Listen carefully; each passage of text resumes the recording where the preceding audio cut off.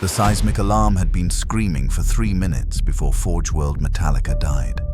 Not all at once, not clean. The planet's death announced itself in the cessation of sound, in the abrupt silence where 10,000 years of industrial worship had beaten like a heart. Across 3 continental forge complexes, the hymnal chorus of adamantium presses fell still. Plasma conduits that had burned since the Dark Age went cold. In the orbital relay stations, tech priests felt the motive force itself stutter, as if the Omnissiah had drawn a single shocked breath and forgotten to exhale. Magos Explorator Yul Sarkin was 600 meters below the surface when it happened. His augmetic ears, calibrated to frequencies human meat could never perceive, caught the wrongness first. The rhythmic thrum of reactor complex Gamma 7 had been his lullaby for 43 years, a precise metronomic certainty that ordered the universe. Join the ranks of the faithful. Subscribe now, strike the notification bell, and let the Emperor shield our cause in the dark millennium. Now it warped, stretched, became something organic and afraid. Seismic event, his servo skull chirped. Data tendrils jacked into the facility's nervous system. Magnitude 9.2. Depth, core stratum. Epicenter, Gamma 7 primary coolant reservoir. Sarkin's mechadendrites twitched in a pattern that would have meant prayer had he still possessed the throat to voice it. Magnitude 9.2 did not occur naturally on a tectonically stable forge world. Magnitude 9.2 was what happened when titans walked, when orbital strikes cracked continents, when gods made war. There were no titans walking in reactor complex Gamma 7. There was no war, not yet. The Vox crackled with the last transmission from Hive Primus, a single word torn from a Skitarii Marshal's vocabulator before the channel dissolved into static and screaming. The word was not High Gothic. It was not lingua technis. It was something older, dragged from genetic memory so ancient it predated the human diaspora among the stars. Kaiju. Sarkin had been human once, before the Mechanicus claimed him, before blessed augmentation had scraped away the weakness of flesh and fear. But in that moment, as the rock groaned around him and the temperature spiked 17 degrees in as many seconds, he felt something his cogitators could not classify. His remaining organic eye dilated. His pulse, regulated by synthetic glands, broke rhythm. The excavation tunnel ahead of him began to glow. Not the clean phosphorescence of lumen strips, but a sickly blue-green radiance that hurt to perceive. Heat rolled down the corridor in waves that made the air shimmer, that set alarms wailing across every surface of his augmented anatomy. Radiation. Not the controlled burn of reactor cores, but something wild and primordial, something that made his Geiger counters weep in languages they had never been taught. Through the haze, something moved. It was not the scuttle of mutant vermin or the purposeful tread of servitors. This was momentum, planetary and inexorable, the sensation of watching a mountain decide to walk. Sarkin's Auspex unit shrieked binary death prayers and burned out, its machine spirit unable to process what it was being asked to measure. Mass readings cycled through impossible values. Thermal signatures climbed beyond the scale. Biological markers spiked in configurations his archives insisted violated natural law. The glow intensified. The tunnel walls began to slag. Sarkin ran. His augmented legs carried him faster than human flesh could manage, but not fast enough. Behind him, the excavation shaft filled with light and heat and a sound like a reactor achieving critical mass, like the birth scream of stars.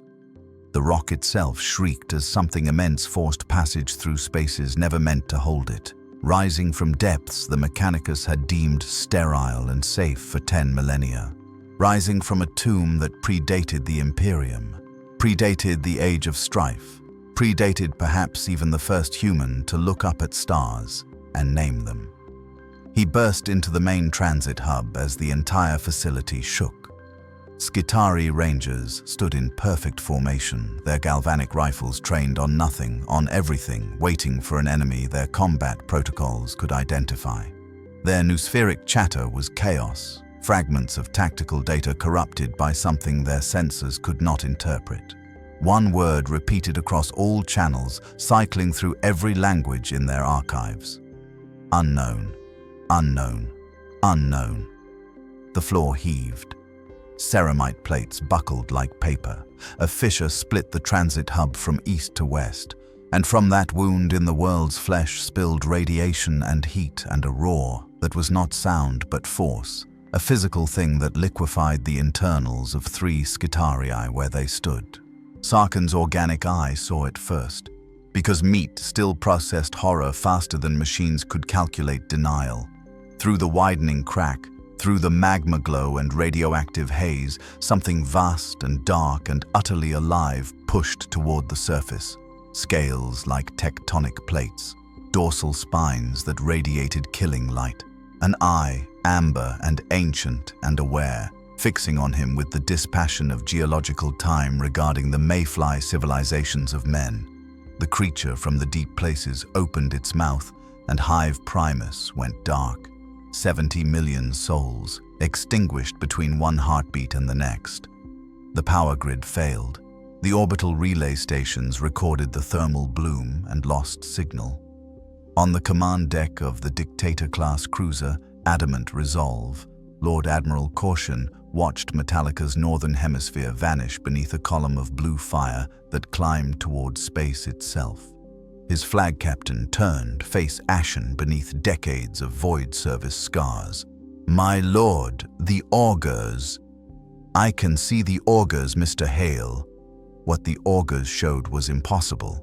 A single biological entity, larger than a battle barge, radiating more thermal energy than a battle group's combined reactor cores, moving with purpose through Metalica's crust, as though the planet's mass was merely inconvenient, and still rising. Keshen had fought orcs and tyrannids, had watched worlds burn under traitor bombardment, had seen things in the warp that left his medici prescribing memory suppressants for the crew. But this was different. This was not corruption or Xenos invasion or the malice of thinking enemies. This was nature, if nature had teeth like starship lances and breath hot enough to glass continents. "Send the signal," Keshen said quietly. "Priority Ultima, all channels. The message is simple. Metalica has fallen. Cause unknown. Request immediate reinforcement from Battlefleet Solar, Adeptus Astartes response, and..." He paused, the words ash in his mouth. "And Titan Legion deployment. All available god machines. Whatever this is, we are going to need our own monsters to fight it." Below, on a world that had manufactured Imperial war for 10,000 years, something older than the Imperium itself broke surface and roared defiance at the stars. The war for Metalica had begun. The Legio Metalica had walked in the Emperor's name for 10 millennia. Their god machines had crushed Xenos empires, reduced traitor strongholds to atomic shadow, stood sentinel over the Forge world that bore their legion's honor. Princeps Senioris Cave Morton had commanded the Reaver-class Titan Dominus Ira for 97 years, his neural architecture so thoroughly fused with the god machine's machine spirit that he could no longer remember which thoughts were his and which belonged to the Titan itself. He remembered now. The distinction came back to him in the crew preparation chapel, as he and his moderati underwent the 17-hour ritual of mind impulse unit integration. His thoughts were small, mortal, afraid. The Titan's thoughts were vast and hungry and eager for battle. The dissonance was agony. "Princeps," Moderatus Primus Yeneth's voice crackled through the hardline connection, her consciousness already halfway submerged in the weapons systems. "Auspex returns are... My systems insist there is an error." Morton's vision split. Through his human eyes, he saw the dim crimson glow of the chapel, the spinal interface cables descending from the vaulted ceiling like the roots of an iron tree. Through the Titan's eyes, he saw the tactical display projected across every surface of Dominus Era's command bridge. A hololithic rendering of Metalica's surface, overlaid with targeting data and kill zone geometries. And at the center, the thing that should not exist. The Auspex painted it in layers of contradictory information. Biological entity, but radiating thermal signatures consistent with a plasma reactor at critical capacity. Apparent height, 108 meters from dorsal crest to ground contact. Estimated mass, 90,000 metric tons. Movement pattern, quadrupedal locomotive structure with bipedal combat stance adaptation. None of those numbers mattered as much as the single datum that scrolled across the bottom of every display, updated in real time by the Legio's cogitator cores. Threat classification, Apex Omega. Morton had seen that classification twice in his century of service. Once for a bio-titan birthed from a Tyranid hive ship. Once for a greater demon of Khorne that had slaughtered 3 scout titans before a warlord brought it down. Both times, the Legio had taken catastrophic losses. "There is no error, Yeneth," Morton said, and felt Dominus Era growl agreement through the connection, a subvocal vibration that resonated in his bones. The enemy is real, authenticity confirmed by Magos Primus Valkoth's own hand. The Moderatus did not respond immediately. When she did, her voice carried the brittle edge of someone whose faith was being tested. "Princeps, nothing biological should register thermal output at those levels. The creature would cook itself from within. It violates thermodynamic law." "Then perhaps," Morton said softly, "it is not bound by the same laws we serve." The final neural connections locked into place. Morton's consciousness exploded outward, flooding into the vast architecture of the God Machine. His body vanished, became irrelevant meat suspended in amniotics. He was Dominus Era now, 43 meters of consecrated adamantium and rage, armed with a Gatling blaster that could shred heavy armor at 5 kilometers and a plasma blast gun hot enough to ignite atmosphere. The Titan's machine spirit snarled its eagerness, a predator's hunger that made Morton's human mind flinch. Dominus Era had tasted victory for 100 years. It wanted this kill. It needed this kill. Needed to prove itself against a foe that dared challenge God machines for supremacy. "All Titans!" Princeps Majoris Hadric's voice boomed across the noospheric battle cant, transmitted simultaneously to every God machine in the Legio. "This is a Priority 1 extermination protocol. The target has been designated Apex Omega 1. It has already destroyed Hive Primus and reactor complexes Gamma 7 through Gamma 12. 60 million souls lost. The Forge World bleeds, and we are its vengeance." 6 Titans stood in the muster yards of Forge Complex Theta. 2 Reavers, Dominus Era, and Unrelenting Doctrine. 3 Warhounds, their smaller frames prowling with manic energy. And the Warlord, Ferrum Eternal, a cathedral of destruction that had walked since the Great Crusade, its void shields already cycling to operational status. "Our order," Hadric continued, and Morton could hear the cold certainty in the Princeps Majoris's tone, the absolute faith that had sustained the Legio through 10,000 years of war, "is simple. Advance to contact, acquire target, annihilate, the Emperor protects." "The Emperor protects," Morton echoed, and around him 5 God machines took up the cant, their war horns shaking the foundations of the Forge complex. Dominus Era stepped forward. The ground trembled. Hydraulics sang hymns of pressure and release. The world shrank to the perfect geometry of targeting reticules and firing solutions, to the thunder of footfalls that measured 30 meters per stride. They advanced through the dead zone, through the radiation-soaked ruins of what had been Metalica's industrial heartland. The landscape was wrong, Molten metal had pooled in vast lakes that reflected the sick green glow of fallout clouds. Entire factory cathedrals had been reduced to slag, their adamantium superstructures bent and twisted as if by immense heat. Morton's radiation counters climbed into ranges that would kill unprotected humans in seconds, that would corrupt servitor neurals in minutes. The Skitarii cohorts that should have been securing the flanks were gone. The Legio advanced alone, 6 gods marching into a graveyard of industry. Auspex contact, Yeneth reported, her voice tight with focus. Bearing 093, range 11 kilometers. Target signature matches Apex Omega 1. It is Princeps. It is stationary, just standing there. Morton accessed the forward Auspex feeds. Through Dominus Ira's enhanced optics, he saw it.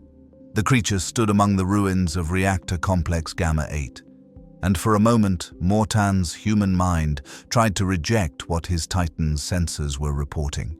It was too large, too solid, too real. Charcoal grey scales covered a body that suggested both reptilian ancestry and something older, something that had evolved in environments where thermodynamics bowed to different rules. The dorsal spines along its back glowed with inner fire, azure and lethal, cycling through patterns that his cogitators identified as similar to reactor ventilation sequences. It was feeding. Morton realized it with a cold shock that rippled through the neural link. The creature's claws had torn into the reactor complex's containment systems, exposing the core.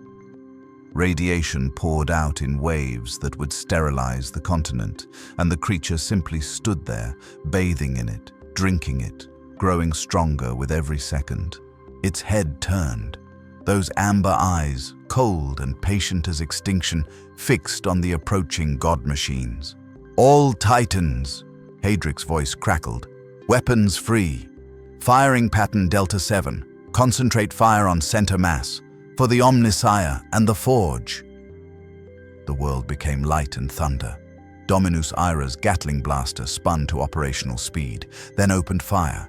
Shell casings the size of a man rained down as hundreds of mass-reactive rounds screamed downrange. The plasma blast gun discharged, a lance of star-hot fury that crossed 11 kilometers in less than a second.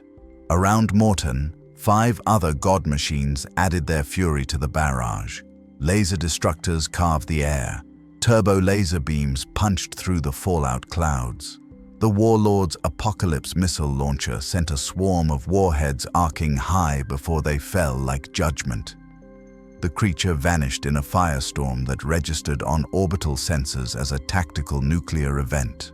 For 3 seconds, Morton allowed himself to believe it was over. Then the dorsal spines blazed incandescent, and something that was not lightning but felt like the birth of stars erupted from the smoke. Atomic fire met void shields. Dominus Ira's defensive fields flared, overloaded, collapsed. The beam carved past, missing the Titan's torso by meters, and struck a manufacturing complex 2 kilometers behind them. The building did not explode. It simply ceased to exist, vaporized so completely that not even ash remained.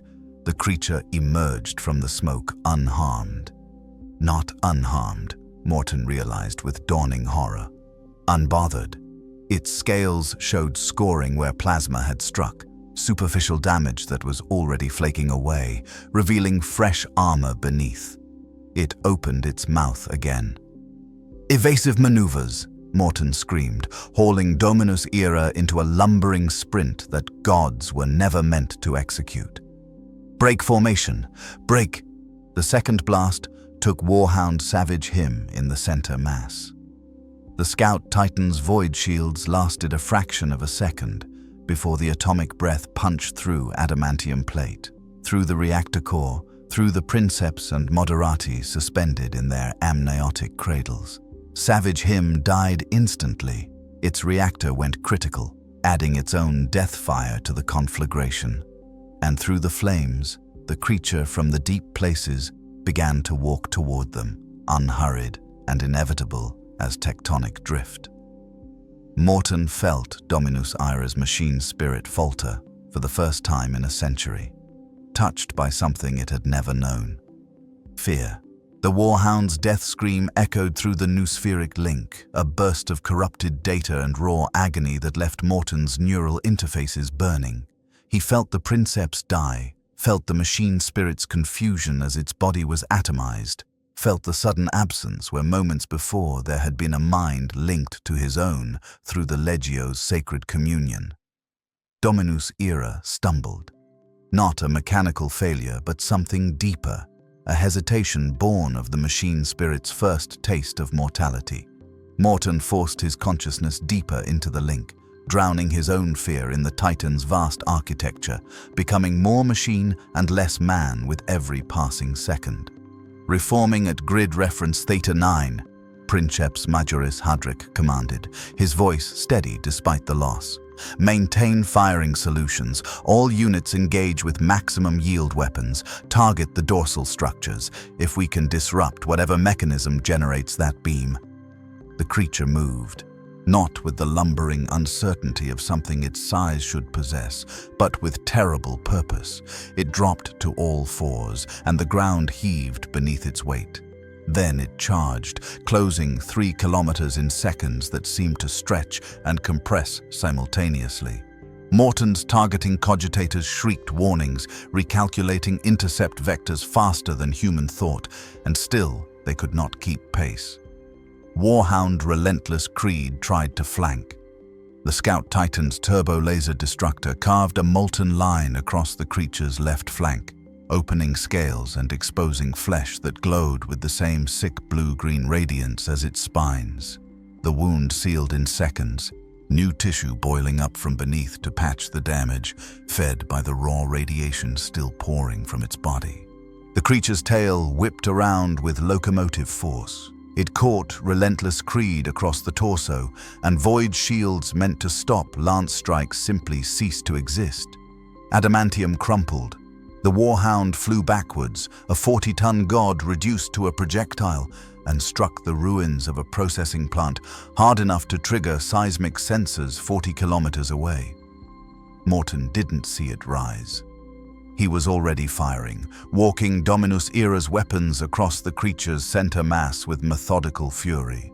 Mass reactive shells detonated against scales that had evolved to withstand pressures and temperatures found only in planetary cores.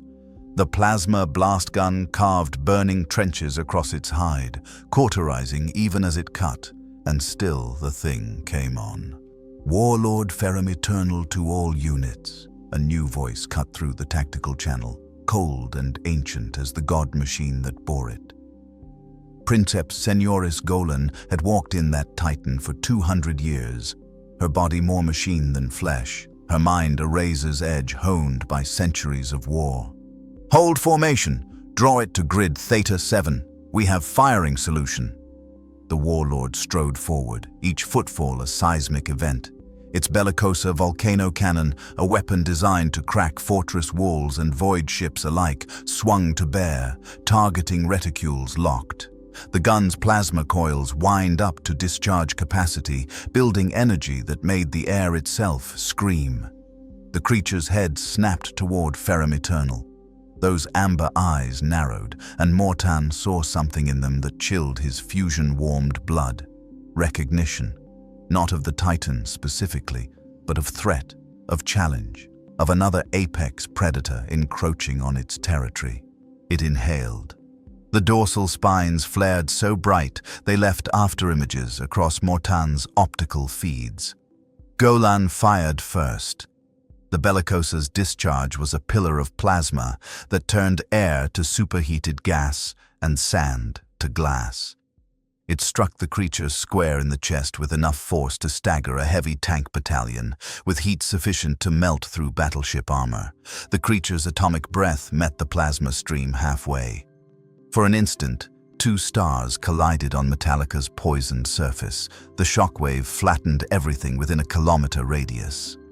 Morton felt Dominus Ira slide backwards, gyro screaming, feet carving trenches through molten rock.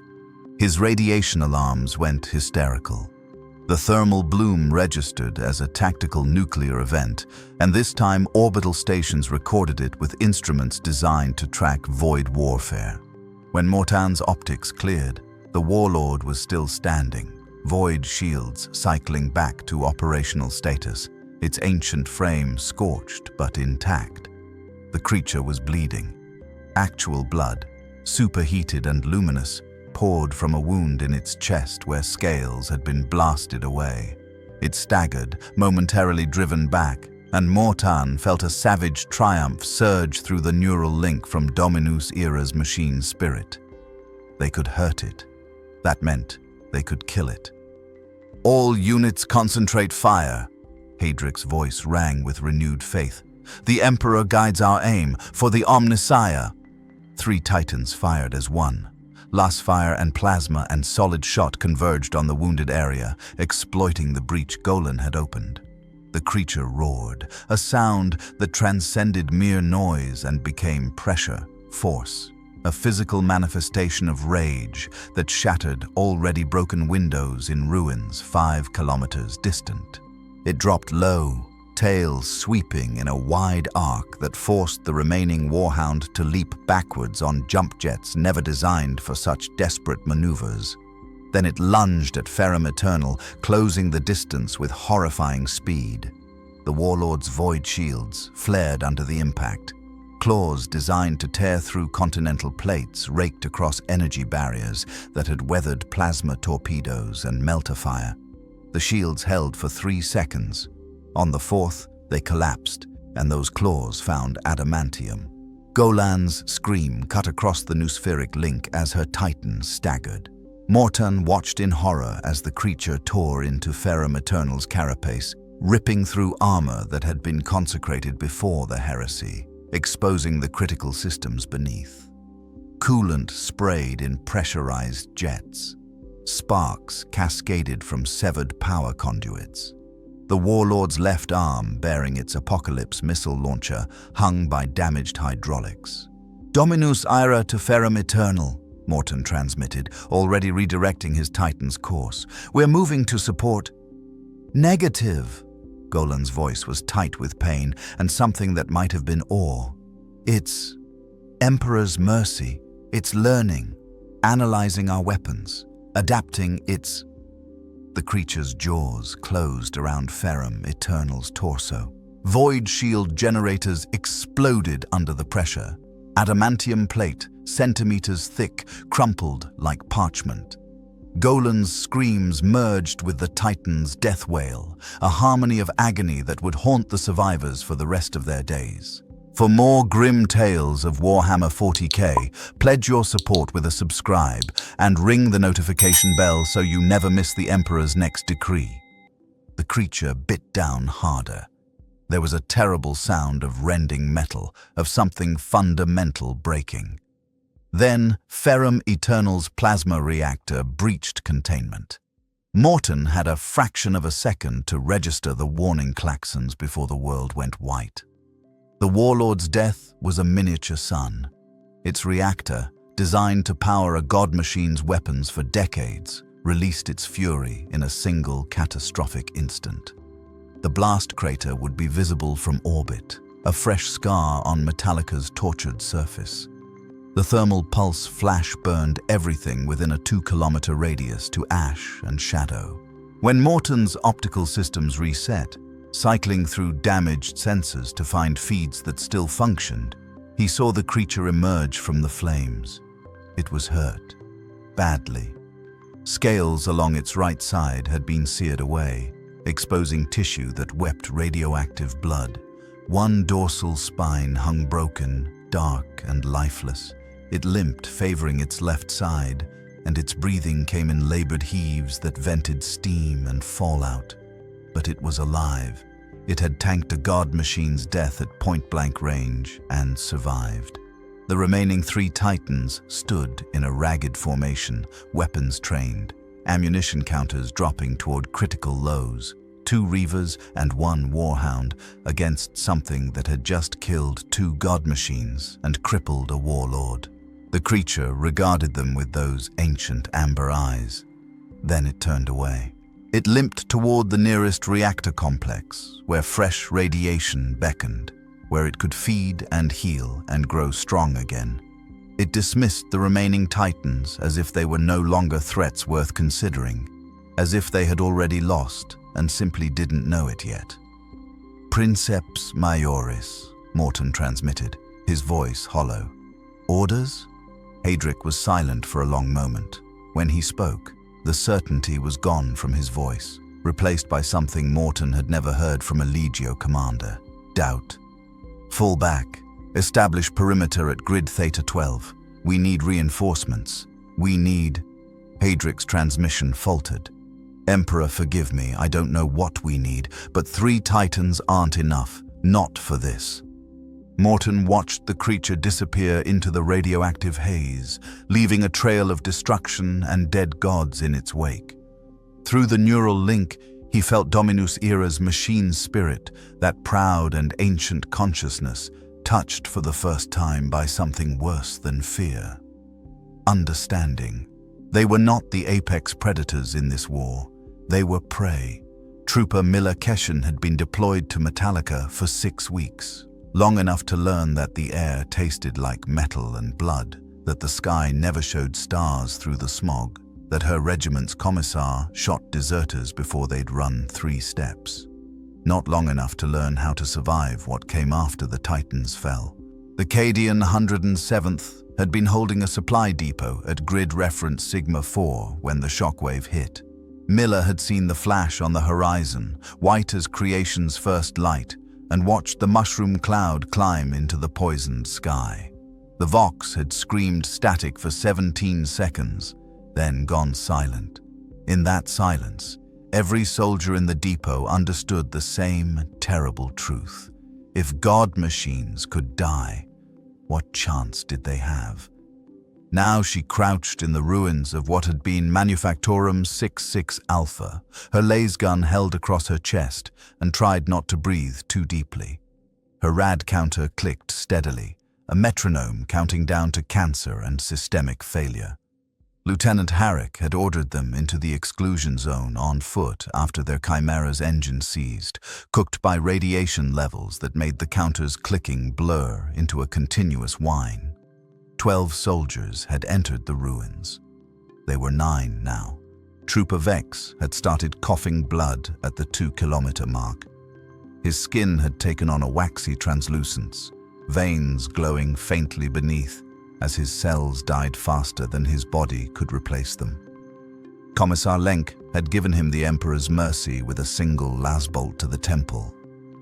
Vex had thanked him with his last breath. Corporal Danev and Private Sulin had simply fallen. No wounds, no warnings. Their organs had liquefied inside them, cooked by invisible death that their flak armor couldn't stop. Milla had watched Danev try to stand, watched him vomit something that was no longer recognizable as human tissue, watched him collapse into the ash and go still. "Contact," Sergeant Raval whispered, his augmetic eye cycling through spectrums that human sight couldn't pass. Movement, 300 meters bearing 045. Multiple signatures. Milla pressed herself against a collapsed support pylon, feeling the heat radiating through her gloves, even through the ceramite. Everything here was hot, superheated by passage of something that had turned solid matter into a temporary state. She squinted through the radioactive haze and saw them. Skitari, or what remained of them. They moved with the jerking purposelessness of servitors whose command protocols had failed. Their red robes were scorched black, synthetic flesh hanging in strips from augmetic frames that sparked and misfired. One dragged a leg that bent at an angle bones and hydraulics weren't meant to achieve. Another's vocabulator unit spat binary cant in an endless loop, the same 3 words repeated. Unknown, unknown, unknown.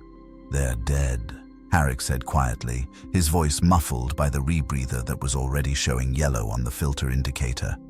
"Radiation poisoning. Their organic components are failing. The machine parts keep them walking, but there's nothing left that thinks." "Should we..." Milla started to ask if they should help, but the question died when she saw their eyes. The augmetic lenses were dark, burned out by something more than electromagnetic pulse. The organic eyes were worse, still aware, still pleading, trapped in bodies that had become walking tombs. The lieutenant shook his head. "We keep moving. Command wants eyes on the target. We give them that, then we extract. Fast." They moved through the dead city in a staggered formation, weapons up, knowing the lasguns they carried were children's toys against what they'd been sent to observe. The architecture around them was wrong, twisted by heat and pressure into forms that hurt to perceive. A temple to the Omnissiah had been compressed to half its height, ferrocrete turned to something like glass. A barracks block had been hollowed out, its interior simply gone, leaving only a shell with shadows burned onto the walls. The last moments of 300 soldiers, preserved in atomic fire. Milla's counter stopped clicking. The silence was worse than the sound. "Lieutenant," she called softly, "my rad counter, it's maxed out." Reval finished. "Mine too. We're past what it can measure. We're dead, Keshen. Question is whether we finish the mission before our bodies realize it." They crested a ridge of rubble that had been a processing facility, and Milla saw it. Reactor Complex Gamma 9 sprawled across 5 square kilometers, a cathedral of industry that had burned since before the Imperium learned to measure time, or it had been. Now it was a wound in the world's flesh, torn open and bleeding light. The containment domes had been ripped away like paper, exposing the reactor cores beneath. 3 of them still burned with that terrible blue-white radiance, pumping radiation into the air in concentrations that would kill in seconds. And feeding on them, bathing in the killing light like a reptile basking in sunlight, was the creature. Milla's training kicked in before her mind could properly process what she was seeing. She dropped into cover, brought up her magnoculars, and began the ritual of observation. Estimate range, identify tactical features, catalog weaknesses. It was what the guard had taught her to do. It was supposed to keep her focused, to prevent panic. It failed.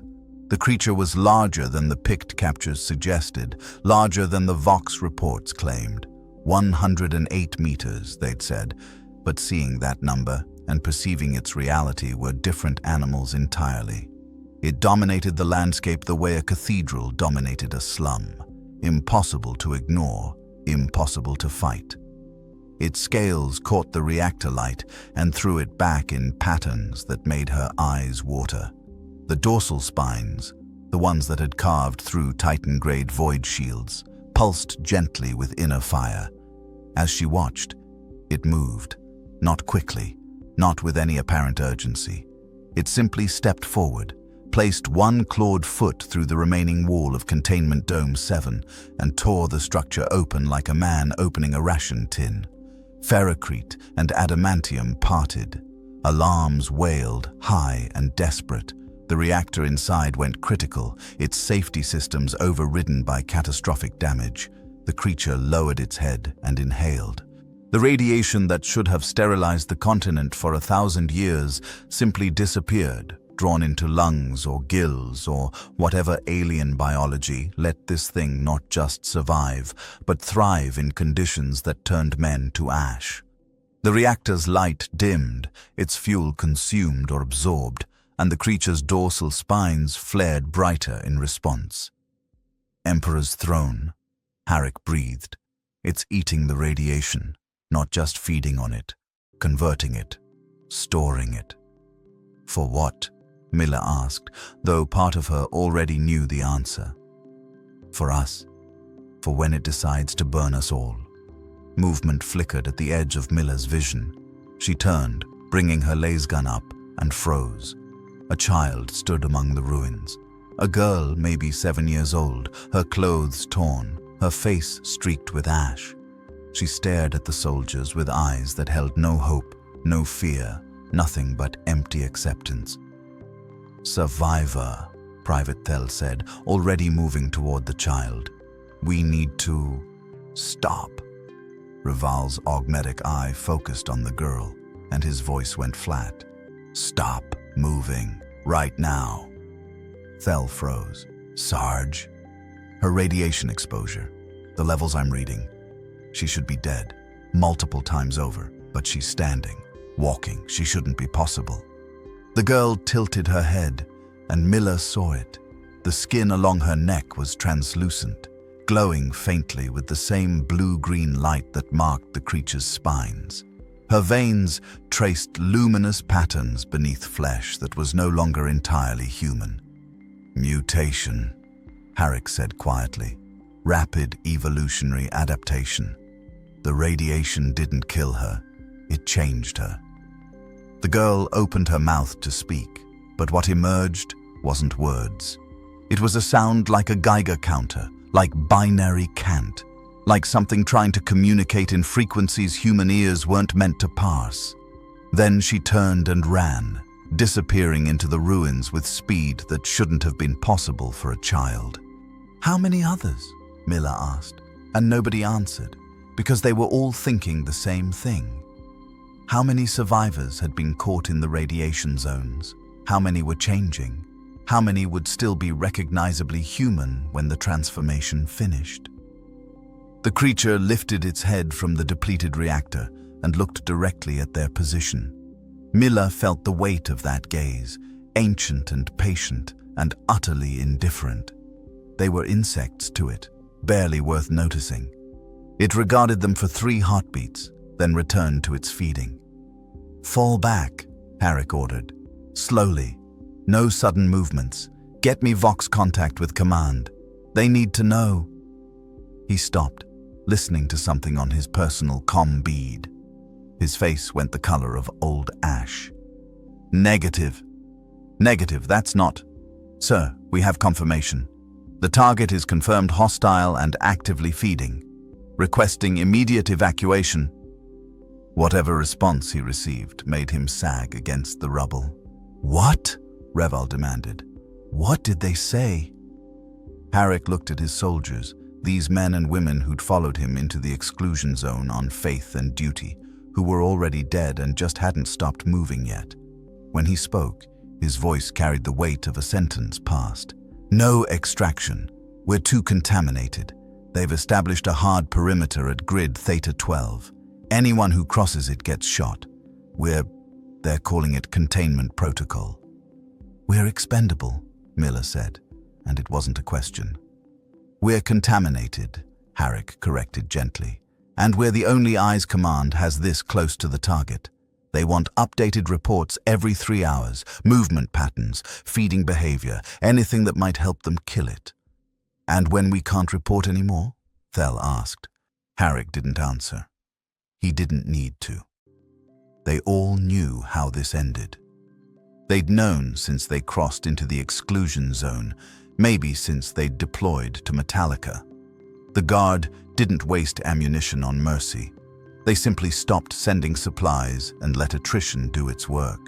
Milla looked back at the creature, at the thing that had killed god machines and broken a world, and felt something shift inside her chest. Not fear, not anymore. Fear was for people who had futures to protect. She was already dead.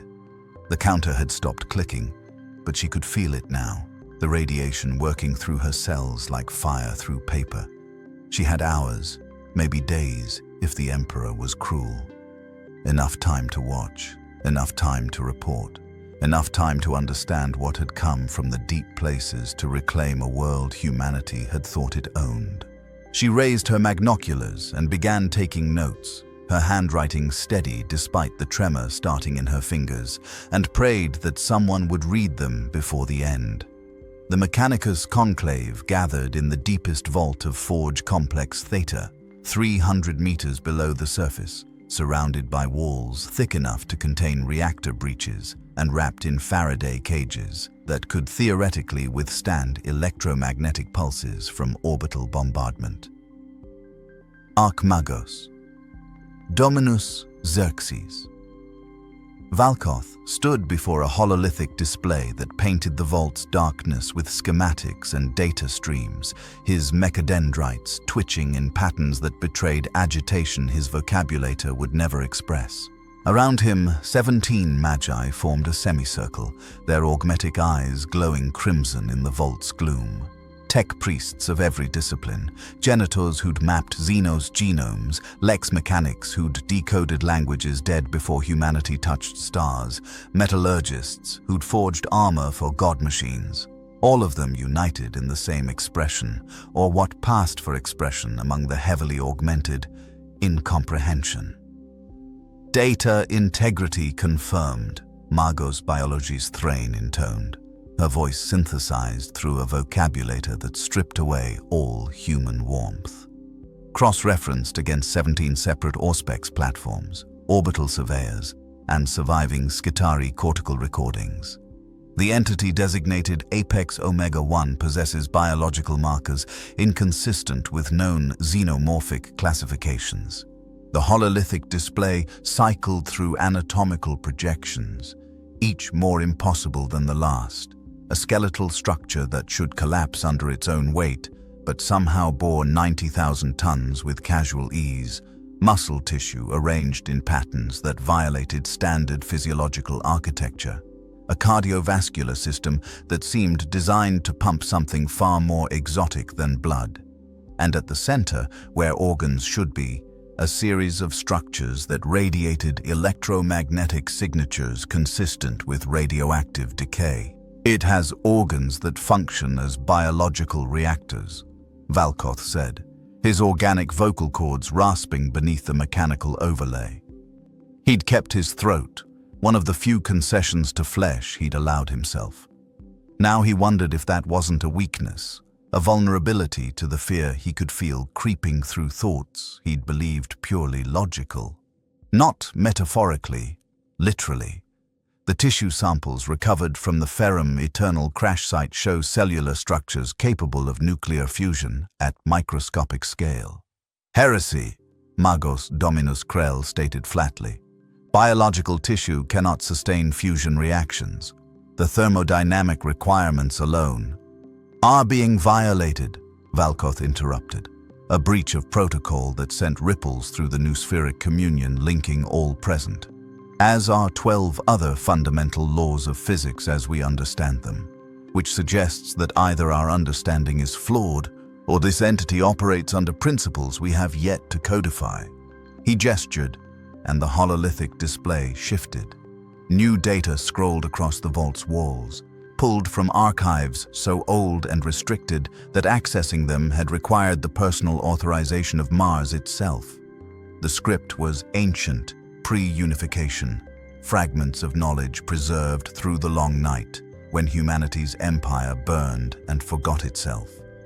3 days ago, I submitted a priority query to the Martian archives. Valkoth continued. Classification: Omega-level threat, biological origin, unknown taxonomy. The response took 72 hours to decrypt. When it arrived, it came with a warning label older than the Imperium itself. The text resolved, rendered in a dialect of lingua technis so archaic that half the assembled magi needed their translation subroutines to parse it. But the core message was clear enough, written in the desperate shorthand of a civilization that had seen its own extinction approaching. Dark Age Archive Fragment 47 Theta. Classification: Prescribed Threat. Omega Subject: Geoplanetary Apex Predators. During the Dark Age of technology, Valkoth said slowly, each word measured, humanity reached heights we can barely comprehend. We reshaped worlds. We created thinking machines. We pushed into regions of space where reality itself grew thin, and in those places, we found things that predated our expansion.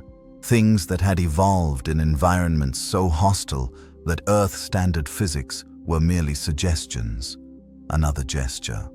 The hololithic display showed star charts, regions of space marked with warning glyphs in a dozen dead languages, radiation zones, warp anomalies. sectors where Imperial void ships did not venture, not because of Xeno's presence, but because the regions themselves were fundamentally inimical to human existence. "The entity we face is not a weapon," Valkoth said. "It is not a Xenos construct or a demon manifestation. It is a naturally evolved organism from one of these regions. A predator species that developed in the cores of dying worlds, feeding on radiation, thriving in conditions that would annihilate Astartes in seconds." "If this is true," Magos Genitor Yineth said, her voice uncertain in a way that was itself disturbing. Mechanicus' certainty was supposed to be absolute. "Then why have we not encountered such entities before? Why no records of—" "Because they were exterminated," Valkoth said, "or so the archives claim. During the height of the Dark Age, humanity encountered at least 7 species matching this profile. They were designated kaiju, a term from Old Earth mythos. All 7 were hunted to extinction using weapons we can no longer manufacture, technologies we classify as Heratech because we've forgotten how they worked. The archives describe cyclopean arsenals, reality disruption devices, molecular unraveling cascades." He paused, letting that sink in. "Weapons beyond even the Mechanicus's ability to replicate, deployed by an empire that had fallen so far it was now considered myth by its own descendants." "The final archive entry," Valkoth continued, "was logged approximately 200 years before the Age of Strife. It states, 'Final specimens eradicated, deep core habitats sterilized, threat assessment resolved.' Note, 7 planetary cores were rendered permanently uninhabitable in the extermination campaign. Acceptable losses." Silence filled the vault, broken only by the hum of data engines and the tick of rad counters that registered even here, through walls of adamantium and lead, the poisoned state of the world above. 7 planets, Magos Lex Mechanic Gore said quietly. "Destroyed. Not conquered. Destroyed. To eliminate these entities. And yet," Thrain added, her mechadendrites coiling tight with stress, "one survived. Or perhaps this is not a survivor but a descendant, evolved from genetic material that escaped the purges. Either way, we face something that the Dark Age could only defeat through apocalyptic means." Valkoth's organic eye, the last remnant of the man he'd been before the Omnissiah's calling, fixed on each Magos in turn. "Which brings us to the question this conclave must answer. Our god machines are insufficient. Our conventional weapons are ineffective. The entity adapts to damage, learns from each engagement, grows stronger by feeding on the very infrastructure we've built. So I ask you, assembled wisdom of Metalica, how do we kill something that humanity at its zenith could only barely destroy?" The silence that followed was profound. These were minds that had unraveled the mysteries of plasma dynamics, that had decoded Xeno's technology, that had performed calculations no unaugmented human could conceive, and they had no answer. Finally, Magos Xenologis Krent spoke, his voice carrying the weight of conclusions he clearly wished he hadn't reached. "The archive entry mentioned deep core habitats, plural, which suggests these entities were never surface dwellers. They evolved in planetary cores, where pressure and radiation reach extremes we can barely simulate, which means it's injured," Valkoth finished. "Surface conditions are not optimal for it. The radiation from our reactors is sustenance, yes, but inadequate compared to its natural environment. It's feeding desperately because it's starving. The Titan engagement wounded it, and in its weakened state, those wounds are not healing as they should." "Then we have a vulnerability," Krell said, and there was something like hope in his synthesized voice. "If it's weakened, if surface conditions are suboptimal, we concentrate firepower. We mobilize every remaining Titan, every artillery regiment, every orbital asset. We burn it down before it can adapt, before it can heal. Or Magos Genitor Yineth said slowly. We consider what happens if we fail. What happens when it grows frustrated with surface feeding and seeks a more substantial source. Her mechadendrites gestured toward the vault's floor, toward the kilometers of rock and metal beneath their feet, toward the burning heart of Metalica itself. What happens when it realizes the planet's core offers 10,000 times the radiation it can glean from our reactors? The implications hit like a physical blow. Valkoth's organic eye widened fractionally as the logic chain completed itself in his mind.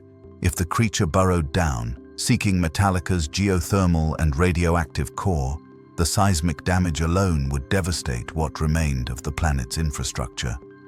But worse, far worse, if it fed there, if it fully healed and grew strong on fuel that was truly adequate to its biology, it would become unstoppable, Valkoth said, and potentially mobile. It could tunnel from world to world through the planetary crust, spreading across systems, a plague of atomic fire. Then we have one choice, Krell said, and his voice carried the cold finality of theological certainty. We invoke the Purgatus Doctrine. We request exterminatus. We kill this world to save the sector. No. The voice came from the vault's entrance, and every Magos turned as one. Inquisitor Valen Cross stood in the doorway, his rosette catching the hololithic display's light. He was young for an Inquisitor, barely into his 3rd century, but his eyes held the weight of someone who'd stared into the Imperium's darkest corners and not looked away. Behind him stood 2 Space Marines in the blue and gold of the Ultramarines chapter, their bolt guns held ready, their presence a reminder that Imperial authority superseded even Mechanicus sovereignty. The Ordo Xenos has been monitoring this situation, Cross said, stepping into the vault with the confidence of someone used to entering spaces where he wasn't invited. And while I appreciate the Mechanicus's thoroughness, exterminatus is not authorized, not yet. Inquisitor, Valkoth said carefully, we have just confirmed this entity is a remnant of the Dark Age's most catastrophic xenological encounters, entities that required planetary destruction to contain. The logical response, Cross interrupted, is to assume we have options beyond the nuclear one. The Dark Age of technology had weapons we've lost, yes, but they also lacked something we possess: faith, the Emperor's light, the certainty of our cause. He gestured to the Ultramarines. Captain Acheran and his strike force arrived 3 hours ago. They have a proposal, one that doesn't involve condemning 10 billion souls to death. The Space Marine captain stepped forward, mag-locked helm under one arm. His face was scarred, stern, every inch the warrior incarnate that the Emperor's gene craft had designed. When he spoke, his voice carried the absolute confidence of transhuman superiority. The Mechanicus tries to kill it with void shields and plasma, Acheran said. The guard dies trying to observe it. Neither approach treats it as what it truly is: a beast. Powerful, yes. Ancient, undoubtedly. But still just a beast. And beasts can be hunted. Valkoth felt something cold settle in his chest, in the few organic parts that remained. He looked at the hololithic display, at the readings that showed atomic fire and adaptive evolution, at data that screamed impossibility and extinction-level threat. Then he looked at the Ultramarines, at their absolute certainty, their unshakable faith that there was no enemy that could not be conquered through courage and tactics and the Emperor's will. He wondered which of them was more deluded, the Mechanicus, for believing their logic could solve this, or the Astartes, for believing it couldn't. Very well, Captain, Valkoth said. Tell us your plan. And in the hololithic display, updated in real time from surviving Auspex stations, the creature finished consuming reactor complex Gamma-9 and began moving south, toward the planetary equator, toward the continental rift where Metalica's crust grew thin and the world's burning heart lay closest to the surface. Captain Acheran of the Ultramarines' 4th Company had fought orcs in the Graia system, purged genestealer cults on Quintarn, and held the line at Damnos when the Necrons woke. He had stood in the presence of Robutu Gilliman himself and received commendation for tactical excellence. In 2 centuries of service, he had never faced an enemy he could not break through application of the Codex Astartes and the Emperor's will. He studied the creature through the Pictor feed and wondered if this would be the first. "Target is mobile," Sergeant Tethys reported, his voice crackling through the Vox network that linked the strike force. "Bearing 187, speed approximately 40 kilometers per hour. It's following the Continental Rift system." Acheran watched the tactical display update in real time. The creature moved with purpose, not the random wandering of a mindless beast, but the deliberate progress of something that knew where it was going. Every few kilometers it would pause, lower its head, and the ground would split as it fed on the geothermal vents that dotted the rift valley. Each feeding made its dorsal spines burn brighter. "Brother Sergeant Kalen," Acheran voxed, "deploy your squad to grid reference Epsilon 7. Plasma cannons and melter weapons only. When it stops to feed again, I want concentrated fire on the dorsal structures. If we can damage its ability to vent heat, its own biology should cook it from within." "Understood, Captain. The Emperor protects." "The Emperor protects," Acheran echoed, though the words felt heavier than usual. The Ultramarines' strike force numbered 30 battle brothers, drawn from 3 companies and armed with the chapter's finest weapons. Plasma incinerators that could melt through tank armor, melter rifles that reduced matter to its constituent atoms, Volkite culverins recovered from the chapter's archaeotech vaults, weapons so rare and precious that their use required written justification.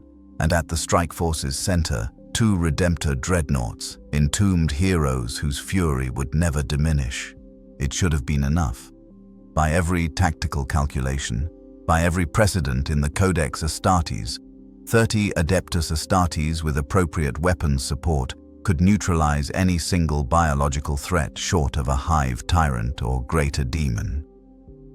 Acheran watched the creature tear open another geothermal vent and wondered what Gilliman would say when he reported they'd underestimated the target. "All squads, listen closely," Acheran transmitted across all channels. "This is not a standard hunt. The target has demonstrated intelligence, adaptability, and defensive capabilities that exceed initial assessments. We will not engage in heroic charges. We will not test ourselves against it in single combat. We are Ultramarines. We fight with precision, coordination, and tactical superiority. Is that understood?" A chorus of affirmatives came back, but Acheran heard something beneath the words. Eagerness. His brothers wanted this fight. They wanted to prove that transhuman superiority meant something against an enemy that had killed god machines. Pride, Acheran knew, was a sin the Astartes were peculiarly vulnerable to. They were designed to be superior, and superiority bred confidence, and confidence could become arrogance, so gradually, you never noticed the transition. "Brother Captain," Apothecary Theron's voice cut into the command channel, private and concerned. "I've been reviewing the Mechanicus biological data. The creature's cellular structure shows evidence of rapid mutation in response to stressors. It's not just healing damage. It's evolving, adapting its biology to counter specific threats. Like the Tyranids," Acheran said, "faster than the Tyranids, and without hive mind direction. Each cell appears capable of independent adaptation, which means we get one clean strike," Acheran finished. "One surprise. After that, it learns, and every tactic we use becomes less effective with repetition." "Precisely. I recommend we hold nothing back. Maximum force, minimum engagement time. Kill it before it can adapt." Acheran considered this, weighing tactics against doctrine, pragmatism against pride. The Codex Astartes taught that measured escalation allowed for tactical flexibility, but the Codex had been written for enemies that followed standard biological and tactical patterns. This thing was neither. "All squads," he transmitted. "New operational parameters. This is a single-phase strike. We hit simultaneously from multiple vectors with maximum ordnance. No ranging shots, no probe attacks. We go for the kill on first contact. Questions?" None came. His brothers were warriors, not fools. They understood when doctrine needed to bend. "Squad Kalen is in position," Tethys reported. "Target is feeding at grid Epsilon 7. Range 400 meters. Acheran pulled up the tactical overlay. The rift valley was narrow here, walls of rock on either side channeling the creature's path. Not ideal, limited maneuver room, but it also constrained the target's ability to evade. Squad Kalen held the high ground on the eastern ridge. Squad Severus was moving into position on the west. The two Redemptors, honored brothers Marius and Castiel, stood ready at the southern approach, their assault cannons and heavy flamers primed. "All squads report ready status," Acheran commanded. One by one, the confirmations came in. 30 Adeptus Astartes, the Emperor's finest, preparing to execute a perfectly coordinated strike against an enemy that had broken the Mechanicus's greatest war machines. "On my mark," Acheran said, watching the creature lower its head to drink radiation from the rift's exposed magma. 3, 2, 1, execute. The rift valley became light and fury. Plasma incinerators discharged, sending bolts of stellar matter screaming across 400 meters to impact the creature's dorsal spines. Melter rifles fired at maximum output, their beams designed to breach starship hulls, focusing on the creature's wounds from the Titan engagement. Volkite culverins sent beams of thermal energy that deflagrated air molecules, creating secondary explosions that chained across the target's hide. The Redemptors advanced, their assault cannons singing hymns of destruction, their heavy flamers turning the Rift Valley into a cathedral of fire. Bolt rounds, mass reactive and blessed by the chapter's tech marines, exploded against scales that had weathered atomic breath. For 5 seconds, the Ultramarines' strike force demonstrated exactly why the Adeptus Astartes were the Imperium's ultimate weapon. For 5 seconds, they delivered enough firepower to annihilate a tank company, concentrated on a single target with precision that would have made Guilliman proud. Then the creature screamed. It was not pain. Acheran realized this immediately, instinctively, from some part of his enhanced brain that had been designed by the Emperor himself to read battlefield dynamics. It was rage. It was a challenge. It was a declaration that the creature had finally found something worth fighting.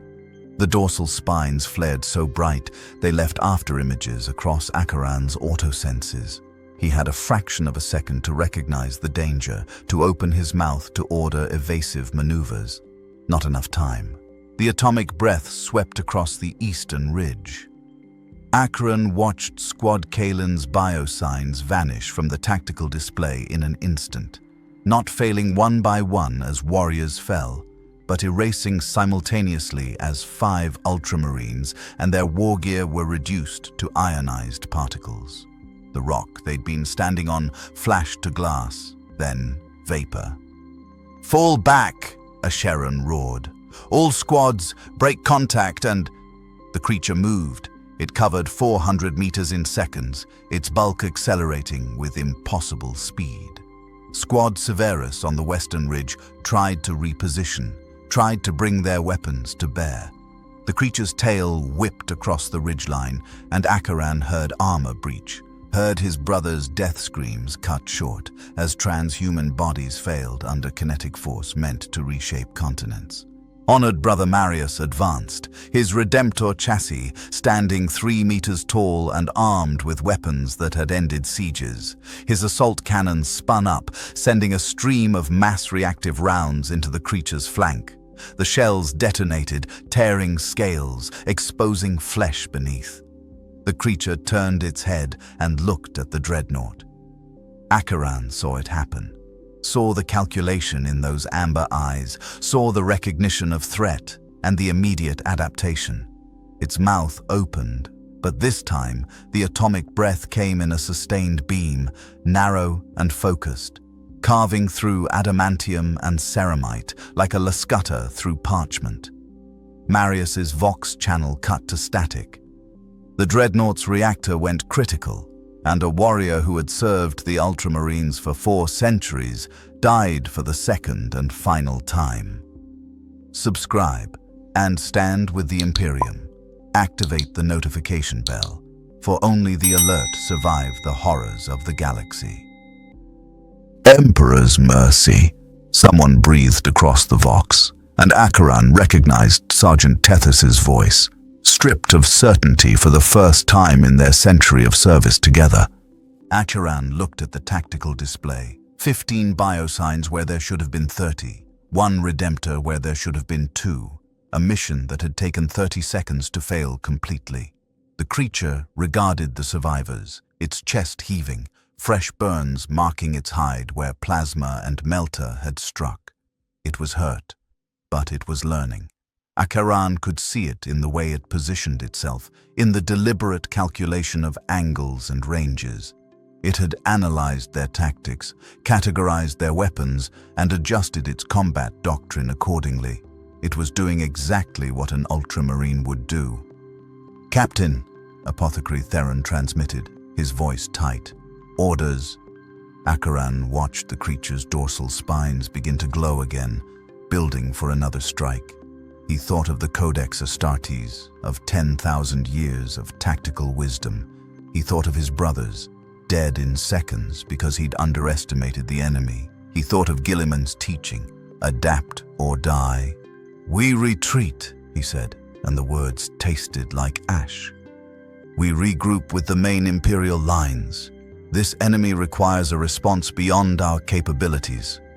Captain, we're Ultramarines. We don't waste lives in futile gestures," Acheran snapped. "We fight intelligently, and intelligence says we need reinforcements, better weapons, and a fundamentally different approach. Now move, before it decides to finish us." They retreated in good order, because they were Ultramarines, and even in defeat they maintained discipline. But as Acheran led his survivors back toward the Imperial perimeter, he carried with him the weight of a terrible realization. The Mechanicus had thrown titans at this creature and lost. The Guard had thrown regiments at it and died. Now the Astartes had thrown precision and transhuman skill at it and been broken in seconds. The Imperium's escalation ladder was running out of rungs, and the creature was still moving south, still seeking the planetary core, still growing stronger with every passing hour. Lieutenant Milla Keshen had been dead for 36 hours. Her body simply hadn't realized it yet. She sat in what remained of an Imperial Guard firebase, surrounded by 9 other soldiers who shared her peculiar state of living decay. The rad counters had all failed. The medical servitors had stopped responding, their wetware components cooked beyond function. Commissar Lenk had put a last bolt through his own head 8 hours ago, choosing the Emperor's mercy on his own terms before the radiation could reduce him to something less than human. Milla understood the choice. She'd considered it herself, during the long hours when her vision doubled and her hands trembled and she coughed up tissue that her body no longer needed. But something kept her going, something beyond duty or faith or hope.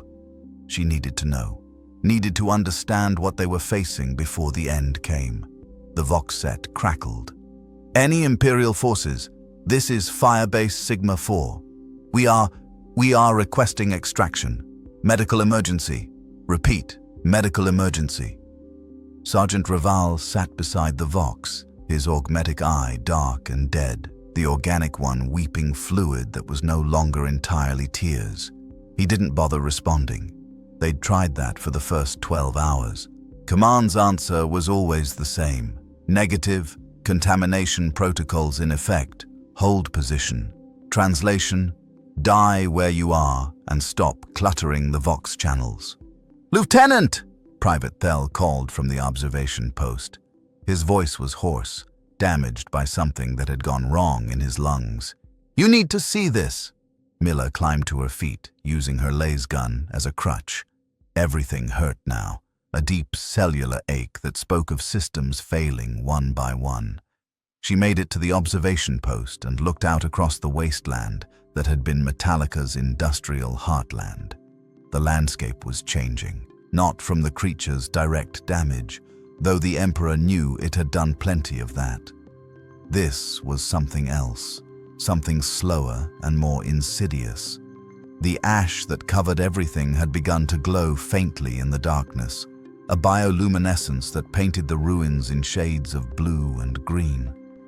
Vegetation was growing, impossible vegetation that had no right to exist on a Forge world, plants with leaves that pulsed with inner light, roots that dug deep into contaminated soil and thrived on radiation that should have sterilized the land for millennia.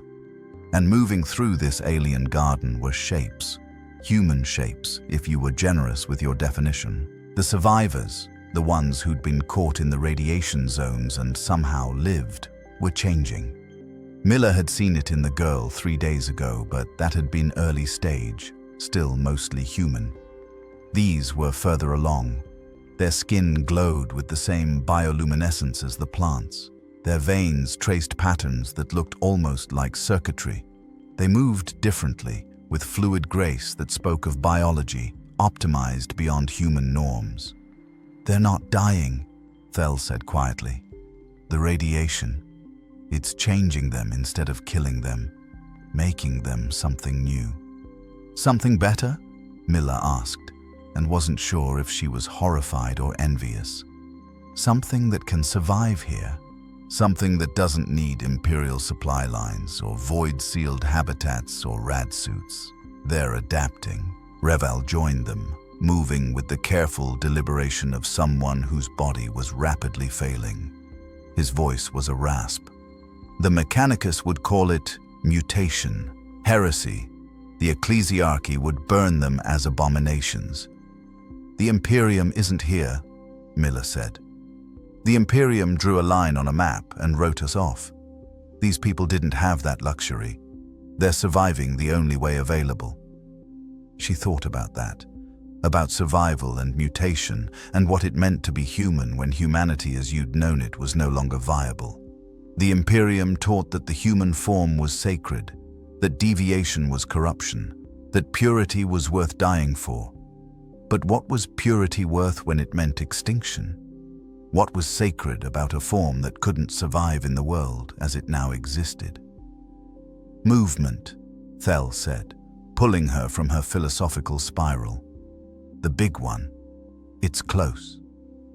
Milla raised the magnoculars with hands that trembled, focused through the atmospheric haze, and found the creature. It stood at the edge of the continental rift, perhaps 3 kilometers distant.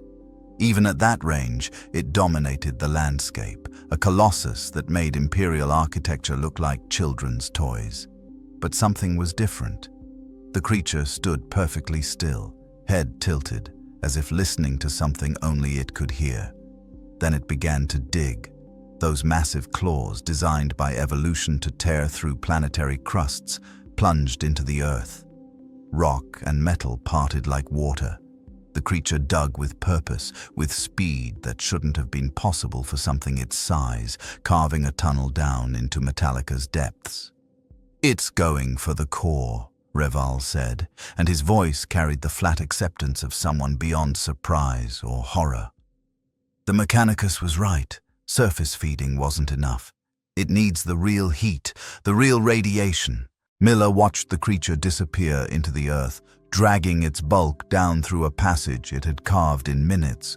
The ground shook with seismic tremors that registered on instruments hundreds of kilometers away. On the tactical display, still somehow functioning despite everything, new warnings lit up as geothermal monitors deep below the surface began shrieking alarms. "How long," Thel asked, "before it reaches the core?" Metalica's crust is thinner here, Rival said, accessing data from memory or dying augmetics. Maybe 300 kilometers to the mantle, another 1,000 to the core. At the rate it's moving, 12 hours, maybe less. And when it gets there? Rival didn't answer immediately. When he did, his voice was soft, almost gentle.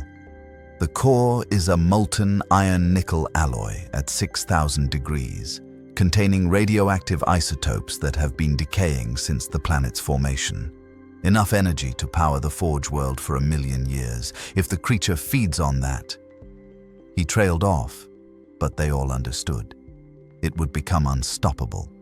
A god made flesh and fire, with enough power stored in its biology to crack continents, to burn atmospheres, to reduce the Imperium's finest weapons to amusing nuisances. Firebase Sigma 4, this is Command Actual. The Vox crackled to life, and Milla recognized Lord General Harkin's voice, tight with controlled tension. We are implementing Purgatus Protocol. Evacuation shuttles are inbound to all uncontaminated zones. Orbital bombardment commences in 6 hours. If you can reach the extraction point at grid Theta 12, you have permission to attempt it. Command out. 6 hours. Theta 12 was 40 kilometers away through contaminated wasteland. They had no vehicles, no sealed suits, and bodies that were failing by the minute. The offer of extraction was a courtesy, nothing more. A way for Command to claim they'd given the condemned a chance. We could try, Thel said without conviction. Smash that subscribe and aid the war effort. Ignite the notification bell, because in the 41st millennium, vigilance is survival. Milla looked at her soldiers, her remaining soldiers, the ones who'd followed her into hell because the guard demanded obedience and they'd given it freely. They were dying, all of them. The question was whether they died running toward a probably false hope, or whether they died doing something that mattered. The creature is gone, she said slowly, an idea forming. Burrowed deep, which means the surface is temporarily clear. So, Rival asked, so we have 6 hours before the bombardment. 6 hours of relatively clear access to the exclusion zones, to places Command has been too afraid to investigate properly. We could go deeper, see what else the creature was protecting, see if there's anything down there that might explain where it came from. We're dying, Lieutenant, Thel said gently. I know, but we're dying either way. The question is whether we die with answers or whether we die hoping for extraction that will never come. I'd rather know. I'd rather understand what broke our world, even if I can't do anything about it. She looked at each of them in turn, at faces she'd known for 6 weeks and would carry to whatever waited beyond death. Rival, who'd lost his faith but kept his duty. Thel, who'd enlisted to escape poverty and found something worse. The others, whose names she'd committed to memory because someone should remember them when this was done. I'm going deeper, she said, into the tunnel the creature made, to see what's down there. Anyone who wants to try for Theta 12, I understand. No shame in it, but I'm done running toward lies. For a long moment, nobody moved. Then Rival stood, checked his lasgun's charge pack with practiced efficiency, and nodded once. Always wanted to know what was at the center of a Forge world, he said. Scientific curiosity. Thel stood next. Can't let you die alone, Lieutenant. Wouldn't be proper. One by one, the others rose. 9 soldiers contaminated and dying, choosing knowledge over hope because at least knowledge was honest. They gathered their equipment, las guns with 3/4 charge, what remained of their rations, a handful of frag grenades that probably wouldn't matter, and the pict recorder that Milla had been using to document their observations. If they found anything, if there was anything to find, at least there would be a record. As they prepared to descend into the creature's tunnel, Milla looked up at the poisoned sky one last time. Somewhere beyond the radiation clouds and the ash, the Imperium continued. Trillions of souls going about their lives, most never knowing that Metalica had fallen, that something ancient and terrible had risen from the deep places to reclaim what humanity had thought it owned. She wondered if anyone would ever know what they found in the depths, if anyone would care. Then she activated her lumens, shouldered her laser gun, and led her dead soldiers down into the dark, chasing truth in the few hours they had left. The tunnel walls glowed faintly, scorched by the creature's passage. The air was hot enough to sear her lungs with every breath, thick with radiation and the smell of burning rock. Every step took her farther from the surface, from the light, from any possibility of salvation.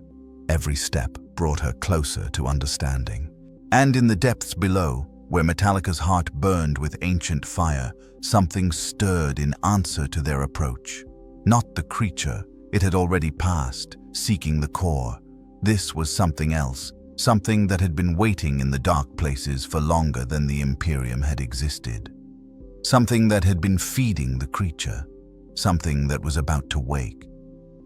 The descent took 3 hours. 3 hours of following a tunnel that shouldn't exist, carved through rock and metal with such precision that it spoke of intelligence, of purpose beyond mere animal hunger. The walls were smooth, almost polished, and the heat radiating from them had long since cooked away any moisture Milla's body could spare. She'd stopped sweating an hour ago.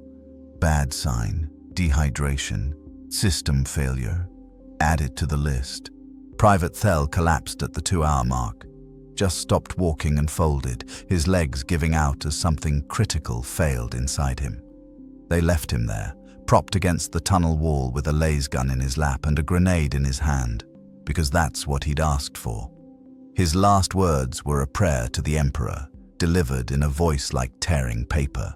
By the time they reached the chamber, they were 5. 5 soldiers descending into a Forge World's belly, chasing answers that the Imperium had been too afraid or too practical to seek. The tunnel opened into a space that Milla's lumen couldn't fully illuminate. Her light pierced perhaps 50 meters before being swallowed by darkness so complete it felt solid. The temperature spiked, her suit's remaining sensors shrieked warnings before dying, and the air took on a quality that made her remaining teeth ache. Pressure.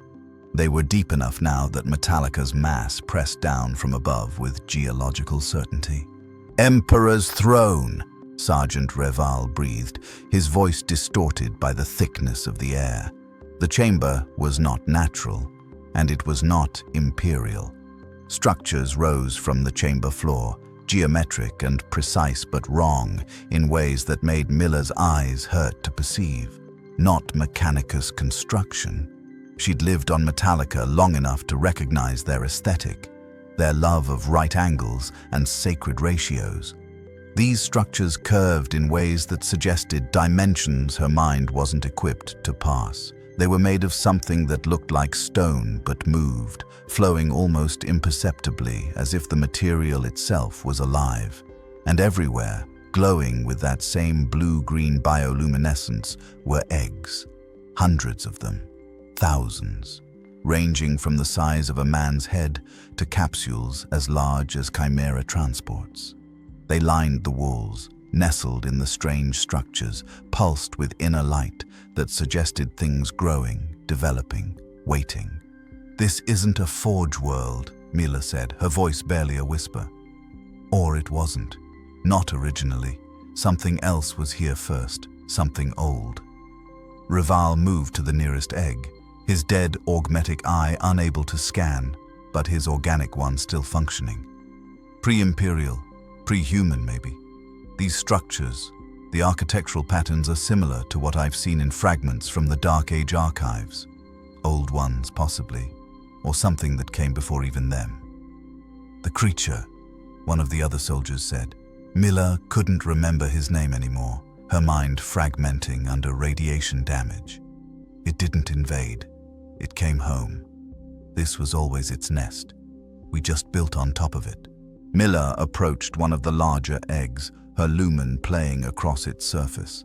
The shell was translucent, and through it she could see movement. Something massive, coiled tight, its form suggesting the creature they'd fought but smaller, still developing. Its dorsal spines were visible, dark and dormant, waiting for the radiation that would trigger growth. How many years had it been dormant? How long had the Mechanicus built their forges, burned their reactors, pumped radiation into the planet's crust, never knowing they were feeding something in the deep places, never knowing they were incubating the very thing that would destroy them? The radiation woke them, Rival said, following her thoughts. 10,000 years of industrial output, 10,000 years of reactor waste seeping into the crust. It was never enough to threaten the eggs directly, not at this depth. But it was enough to trigger hatching protocols, enough to wake the first one and send it toward the source. Which means, Milla said, her voice hollow, when it reaches the core, when it feeds and grows strong, it comes back here, energizes the nest, wakes the others, and Metalica becomes a spawning ground for thousands of these things. The implications were apocalyptic. One creature had broken the Legio Metalica, had killed god machines and Astartes, had forced the Imperium to authorize orbital bombardment.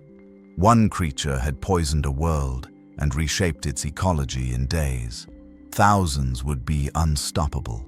They would spread across the sector, world to world, feeding on radiation and industry, growing stronger with every engagement. And humanity, in its eternal need to burn and build, provided exactly the environment these things needed to thrive. Milla's picked recorder was still functioning, miracle of miracles. She began documenting everything, the eggs, the structures, the architecture that predated human understanding. If she died here, when she died here, at least there would be a record. At least someone might know what Metalica had really been. "Lieutenant," Rival said, his voice strange. "Look at this." He stood before one of the alien structures, one that rose higher than the others, more complex in its wrong geometry, and carved into its surface, in a script that hurt to read but which Milla's dying mind somehow understood, was a message. Not language as humans used it, something deeper, something that bypassed conscious thought and carved meaning directly into whatever part of the brain handled archetypal understanding. Guardians of the deep places, returners of radiation to the core, cleaners of the poison light. They sleep until awakened by the burning of worlds. They wake to consume what should not be. They are the balance. They are the price. "The old ones," Rival whispered.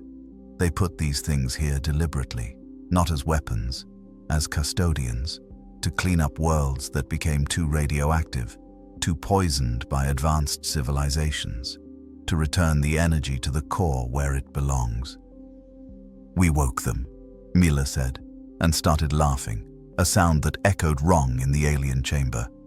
10,000 years of industry, 10,000 years of burning worlds and pumping radiation into dead places. We woke the things designed to clean up after civilizations that burned too bright. We're being sterilized. The laughter turned to coughing, wet and painful. She spat something that glowed faintly, her own cells breaking down and taking on the characteristics of the environment. Adaptive mutation, survival mechanics kicking in far too late. Her picked recorder beeped, full storage, everything documented, the eggs, the message, the terrible truth of what Metalica had really been. Movement drew her attention to the chamber's far side. The darkness there was moving, flowing, and from it emerged shapes that made the hair on her neck stand despite her body's systematic failure. The mutants, the changed ones. They'd followed the soldiers down, drawn perhaps by curiosity or some instinct they didn't understand yet. A dozen of them, no longer quite human, but not yet something else. Transitional forms, adapting to an environment where human biology was obsolete. They regarded Milla and her soldiers with eyes that glowed like the eggs, like the plants on the surface, like everything touched by the creature's radiation. One of them, A woman, Milla thought, though it was hard to be sure, stepped forward and spoke in a voice that resonated at frequencies that bypassed her damaged ears and registered directly in her mind. "You understand now. This world was never yours. You borrowed it. The rent is due." "We didn't know," Milla said, though she wasn't sure if she was defending humanity or simply stating fact. Does the child know it plays with fire before the burn? Ignorance is not innocence. Your Imperium burns worlds and calls it progress. It poisons stars and calls it industry. Something must clean the mess. Something must restore the balance. The mutant gestured to the eggs, to the sleeping titans waiting to be born. When the first one reaches the core, when it returns here strong enough to energize the nest, these will wake. They will spread. They will consume the radiation your kind has pumped into 1,000 worlds. They will return it to planetary cores where it belongs. They will do this whether you resist or not, whether you understand or not. They are the consequence of burning too bright. Milla thought of the Imperium, vast beyond comprehension, its billion worlds all burning with industry and war and nuclear fire. She thought of what would happen when these creatures spread, when they began targeting every world that glowed too bright with radiation, with reactor waste, with the toxic remnants of advanced civilization. The Imperium would fight. Of course it would fight. That's what it did. It would throw everything it had at the threat, armies and fleets and weapons that could crack planets. It would burn worlds rather than let them fall. It would sacrifice billions to stop thousands of these creatures from spreading. And in fighting, it would burn even brighter. It would pump even more radiation into the galaxy. It would wake even more eggs on even more worlds that humanity had thought it owned. A war that could not be won. A war that escalated with every victory. A war that would end only when the Imperium learned to stop burning quite so bright, or when it had been cleaned from the galaxy like the toxic stain these creatures apparently viewed it as. "How long?" Milla asked. "How long until the first one returns?" The mutant tilted its head, processing something. "Hours. It has reached the mantle already. When it feeds on the core, it will return transformed, strong enough to energize every egg in this chamber, strong enough to split continents if threatened." "The orbital bombardment," Rival said. "In 3 hours, if the Imperium cracks the planet before it can return." "The eggs are shielded," the mutant said. "They survived the Dark Age's sterilization campaigns. They will survive your bombardment. And when your ships crack the crust, they will only expose the eggs to more radiation, more heat. You will accelerate the hatching." Perfect. Absolutely perfect. The Imperium's solution would make everything worse. As usual. Milla looked at her remaining soldiers, 3 now, the others having collapsed during the documentation process, and made a decision that she knew was treason, heresy, and probably futile. "We need to warn them," she said. "Command needs to know that bombardment won't work, that it will make things worse." "They won't listen," Rival said. "We're contaminated.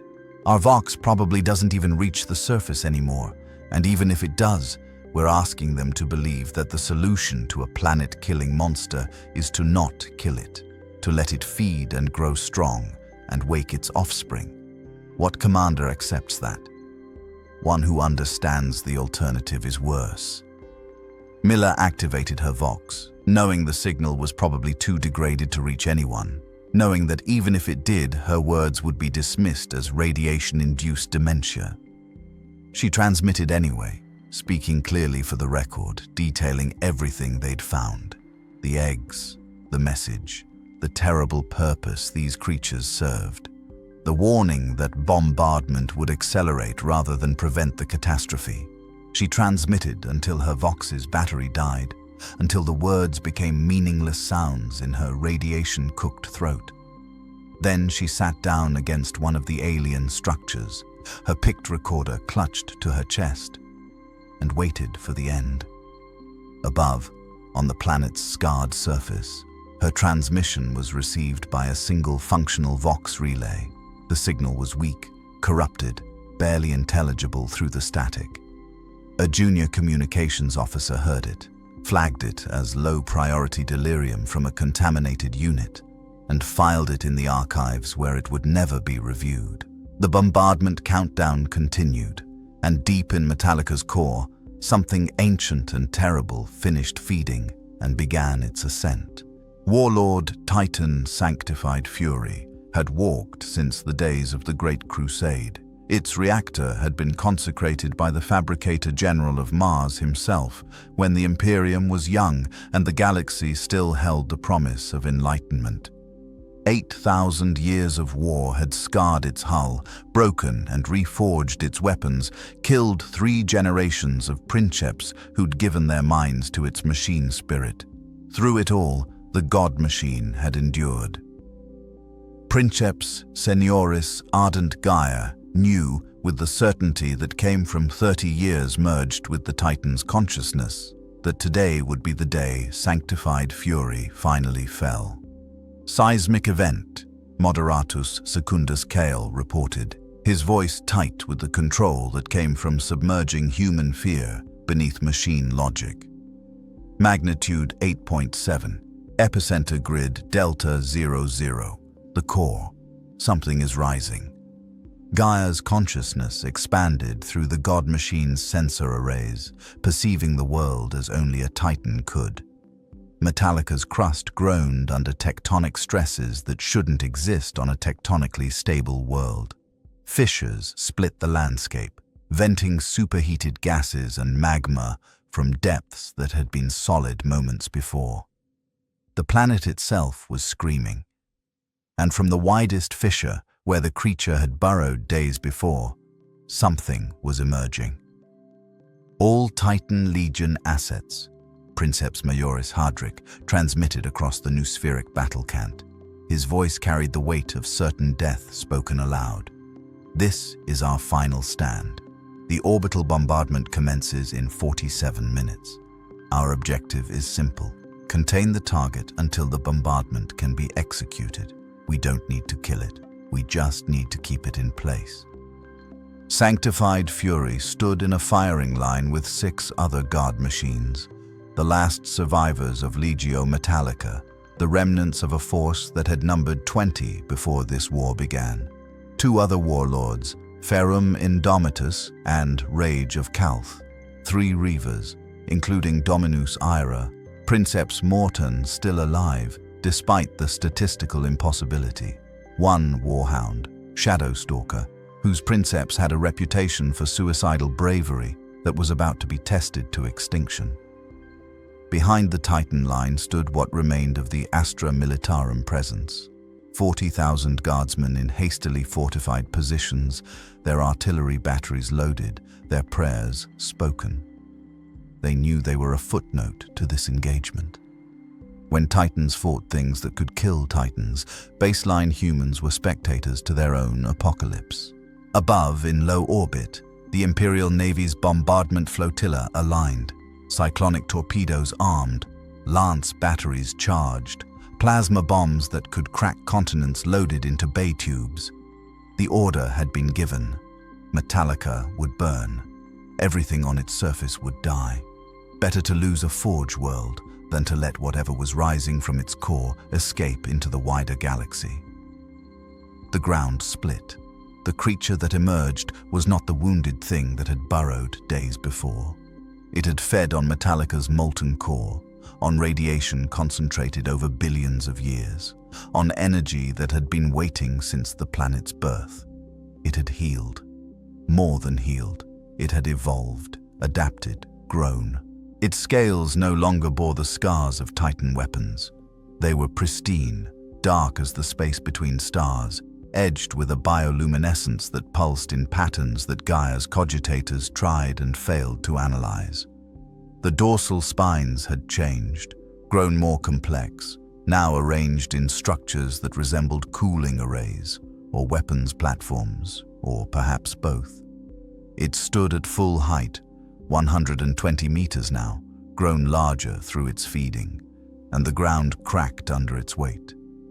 But it was the eyes that caught Gaia's attention. They were different, more aware, more intelligent. This was no longer a beast operating on instinct. This was something that had remembered itself, had reconnected with whatever ancient purpose these creatures served. It looked at the Titan line, and Gaia felt, through the neural link, sanctified Fury's machine spirit falter. Not with fear, god machines didn't fear, but with recognition. This was the thing that had killed its brothers. This was the enemy that had broken the Legio. This was death incarnate. "All units," Hadric commanded, "fire at will. The Emperor protects." 7 Titans opened fire simultaneously. Last destructor beams carved through air, thick with ash and radiation. Plasma annihilators sent miniature suns screaming downrange. Turbo laser fire punched through the atmosphere with thunderclaps that shattered windows 300 kilometers distant. The Warlord's Apocalypse missile launchers sent hundreds of warheads arcing high before they fell like nuclear rain. The bombardment would have annihilated anything short of a void-shielded fortress. It would have leveled hive cities, cracked battleships, reduced Xeno's armies to radioactive ash. The creature walked through it. Void shields, meant to stop lance strikes, flared around its body, generated not by technology but by biology, by organs that had evolved to create localized spatial distortions. Missiles detonated against invisible barriers meters from its hide. Plasma washed across energy fields that bent physics to protect their host. Lasfire that should have carved through armor simply dispersed, scattered by defensive mechanisms that shouldn't exist in organic tissue. It had adapted, had evolved, had become something that could stand against god machines on equal terms. The dorsal spines blazed. Gaia had a second to recognize the danger, to try to redirect Sanctified Fury's void shields to maximum forward density. Not enough time. The atomic breath lanced out, but this time it split. Multiple beams, each independently targeted, each carrying enough thermal energy to flash boil steel. One beam took Warhound Shadowstalker in the torso, punching through its scout-grade shields as if they weren't there. The Princeps died without time to scream, vaporized in the first microsecond. If the Dark Millennium calls to you, answer by subscribing and ring the notification bell so you never miss the Emperor's next command. Another beam carved across the guard positions.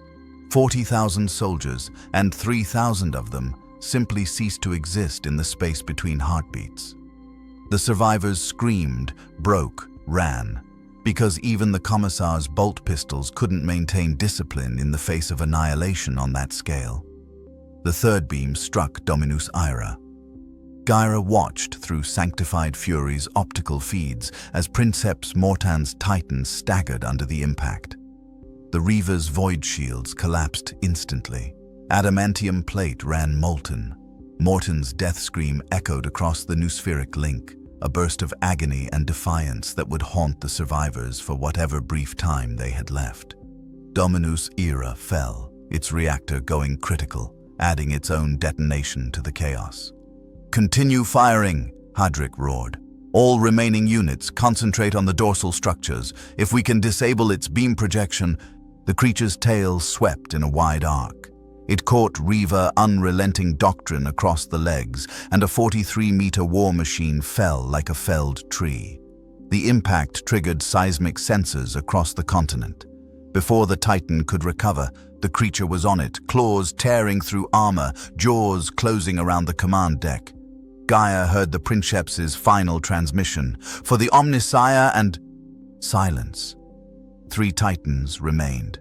3 god machines against something that had just killed 4 of their brothers in 90 seconds.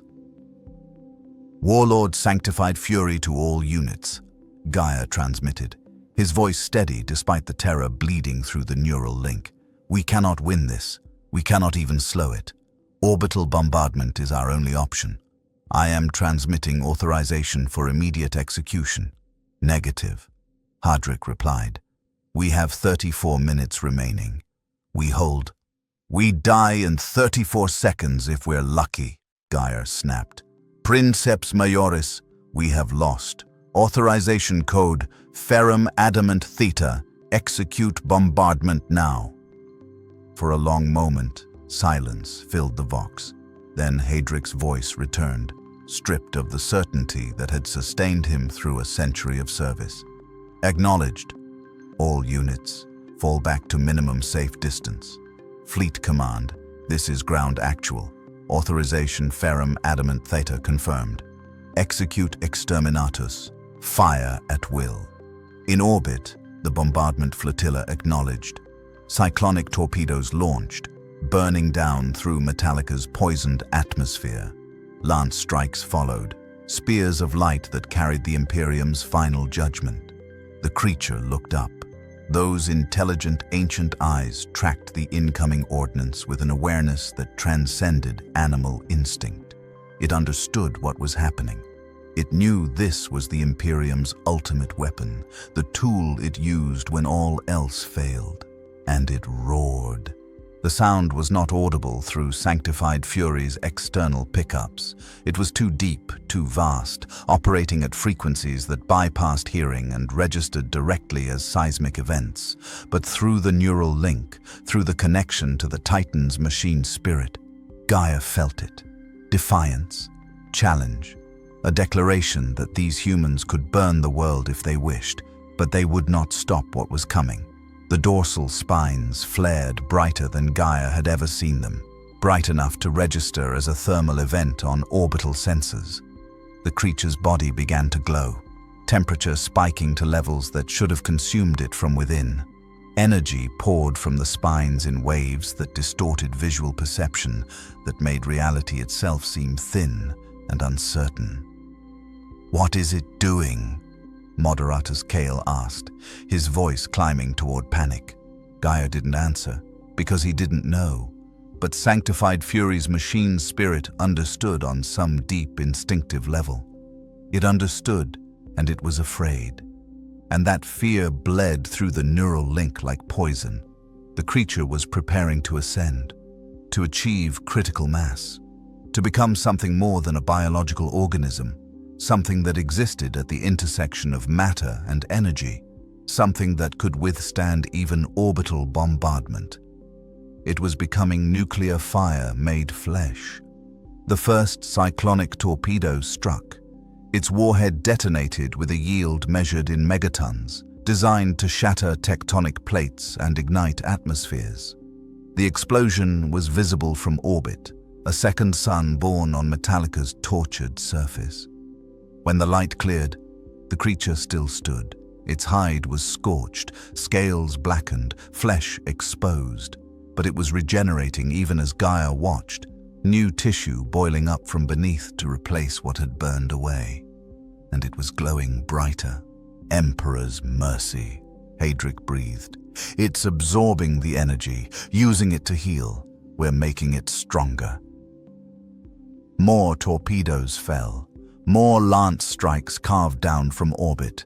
The Imperial Navy emptied its magazines in a desperate attempt to overwhelm the creature's capacity to absorb punishment. Each impact made it glow brighter. Each explosion fed it. The Imperium's ultimate weapons, the tools it used to crack worlds and burn heretics, were simply fuel for something that had evolved to consume nuclear fire. Sanctified Fury's Auspex arrays began failing, overloaded by the thermal and electromagnetic readings. Through the neural link, Gaia felt the Titan's machine spirit reaching a conclusion, making a decision that no god machine should ever make. They couldn't win. Humanity couldn't win. Not with the tools it possessed, not with the weapons it had built. All Titans, Gaia transmitted, his voice calm with the acceptance that came from facing certain death. We withdraw, fall back to the evacuation zones. There is nothing more we can do here.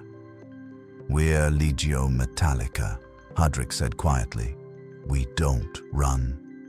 We're the last of Legio Metalica, Gaia corrected, And someone needs to witness this.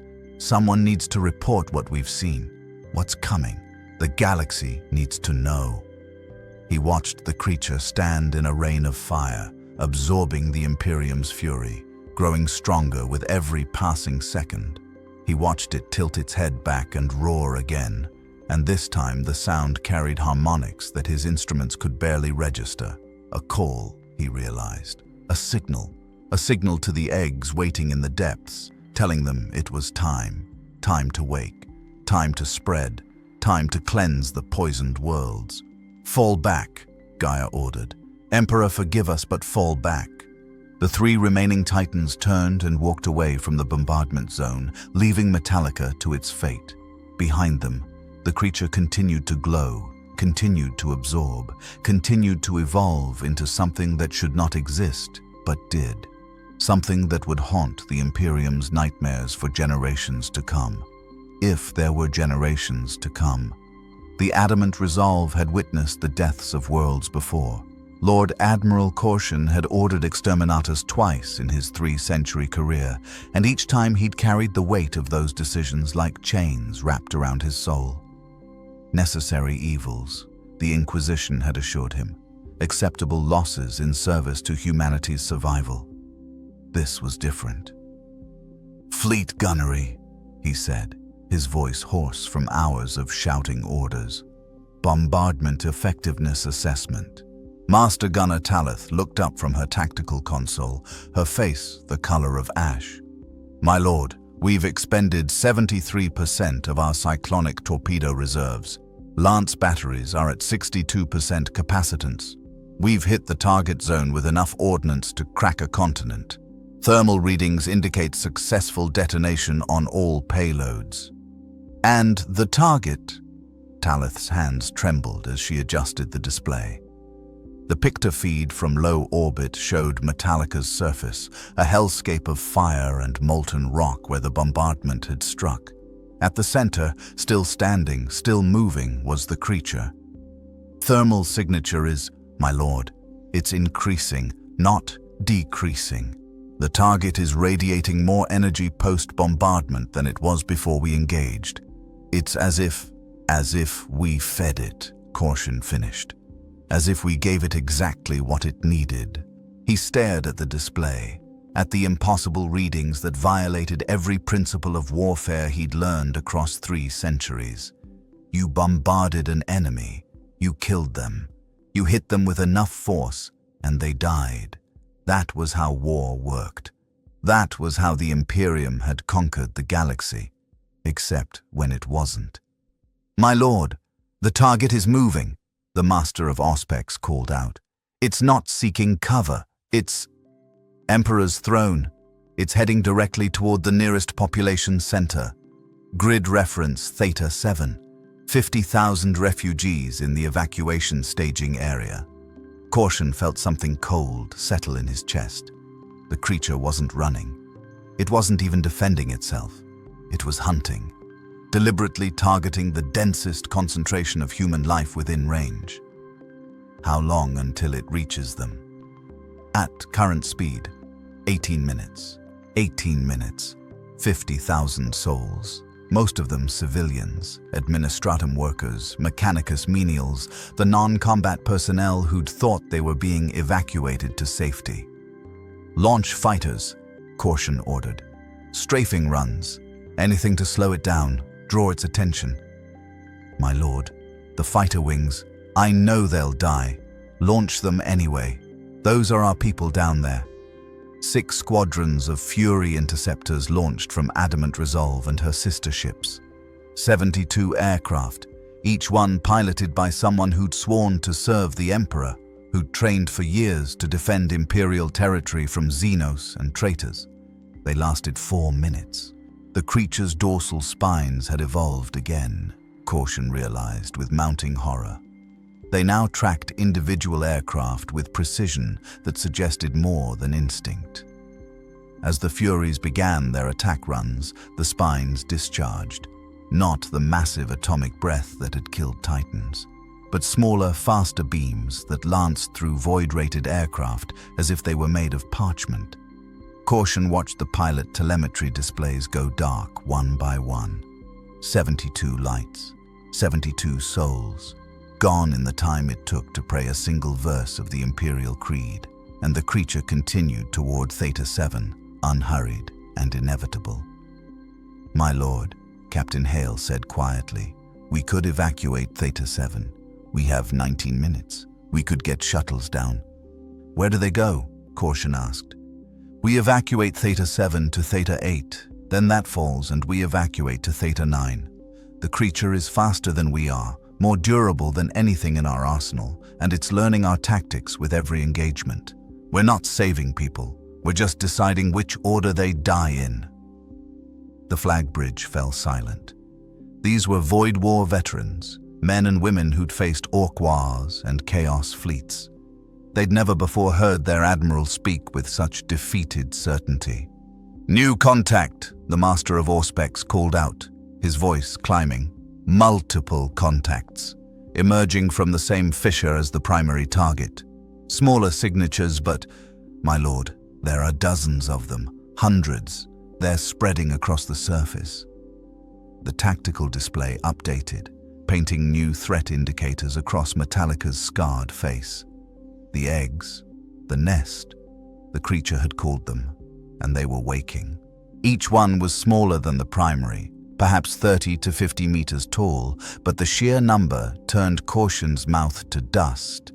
One creature had broken the Legio Metalica and withstood orbital bombardment. What could hundreds do? What would thousands do when they matured? When they learned to coordinate, when they spread from world to world seeking the radiation that human civilization produced in such abundance. "Fleet command to all Imperial assets," Caution transmitted, his voice steady despite the despair clawing at his thoughts. "This is Admiral Caution. Metalica is lost. Repeat, Metalica is lost. All evacuation craft are to achieve minimum safe orbit immediately. We are implementing Scorched Void protocol. Nothing leaves this system." "My lord," Hale said carefully, "there are still millions of Imperial citizens on the surface, millions of loyal servants of the who are already dead. They just don't know it yet." Caution snapped. Then, more gently, "I know, Mr. Hale, I know, but we can't save them. We can only ensure this doesn't spread. How long until the rest of Battlefleet Solar arrives?" 6 hours, my lord. 6 hours before reinforcements arrived. 6 hours before enough firepower to glass a sector could be brought to bear. 6 hours to watch Metalica die beneath them and pray that the blockade would hold. "All ships maintain high orbit," Caution ordered. "Anything that attempts to leave atmosphere, you destroy it. I don't care if it's broadcasting Imperial identification. I don't care if it claims to be carrying the Emperor himself. Nothing leaves. Is that understood?" A chorus of acknowledgements came back, grim and certain. On the surface, the primary creature reached Theta 7. Caution forced himself to watch the picture feed, forced himself to bear witness. 50,000 souls, screaming and running and praying as something ancient and implacable descended upon them. The creature didn't use its atomic breath. That would have been mercy. Instead, it simply walked through the evacuation camp, each footfall crushing dozens, its tail sweeping away hundreds more. It was feeding again, Caution realized. Not on radiation this time, but on something else. The picture feed showed bodies dissolving in the creature's wake, flesh and bone breaking down into energy that the creature absorbed through its skin. It was consuming them, converting human biomass into fuel with an efficiency that spoke of biology, optimized across eons. "Cut the feed," Caution said quietly. "My lord, cut it. I've seen enough. We all have." The display went dark, but the screams continued across the Vox channels, garbled and desperate, until one by one they cut to static. Caution looked at his command crew, at the men and women who'd served with him for decades, who'd followed his orders without question through battles that had broken lesser forces. They looked old now, aged years in the span of hours, carrying the weight of millions of deaths they'd been powerless to prevent. "There's a transmission coming in," the Master of Vox reported. "Encrypted, inquisitorial cipher, priority ultima." Caution accepted the transmission, knowing what it would say before the Inquisitor's voice filled his command throne's speakers. "Admiral Caution, this is Inquisitor Valen Cross. I've reviewed your tactical reports and confirmed them with my own assets. Metalica cannot be saved. However, the information gathered here is invaluable. We now know what we're facing, what it's capable of, and, most critically, what it responds to. This data must reach Terra." "With respect, Inquisitor, the data can be summarized quite simply. We can't kill it. Kill." "No," Cross agreed. "Not with conventional weapons. Not with the tools we currently possess. But the Imperium has faced extinction-level threats before. The Rangdan, the Hrud migrations, the Beast. Each time, we adapted. We found ways to survive that required us to become something more than we were. This will be no different." Caution wanted to believe that. Wanted to believe that somewhere in the Imperium's vast archives, in its forge worlds and research stations and inquisitorial vaults, there existed a weapon that could stop these things. But he'd seen what Metalica's arsenals had accomplished. He'd watched Titans fall. He'd emptied his ship's magazines and succeeded only in making the creature stronger. "What do you recommend, Inquisitor?" "Maintain the blockade. Let nothing escape. When Battlefleet Solar arrives, establish a permanent quarantine around Metalica. No ships in or out. Let the creatures have the planet. Study them from orbit. Learn their patterns. And pray that we can find a solution before they learn to leave on their own. And if they do, if they find a way off-world." Cross was silent for a long moment. When he spoke, his voice carried the weight of someone who'd glimpsed humanity's potential extinction and was trying to calculate acceptable losses. "Then we burn every world they touch. We create a cordon sanitaire across the entire sector if we must.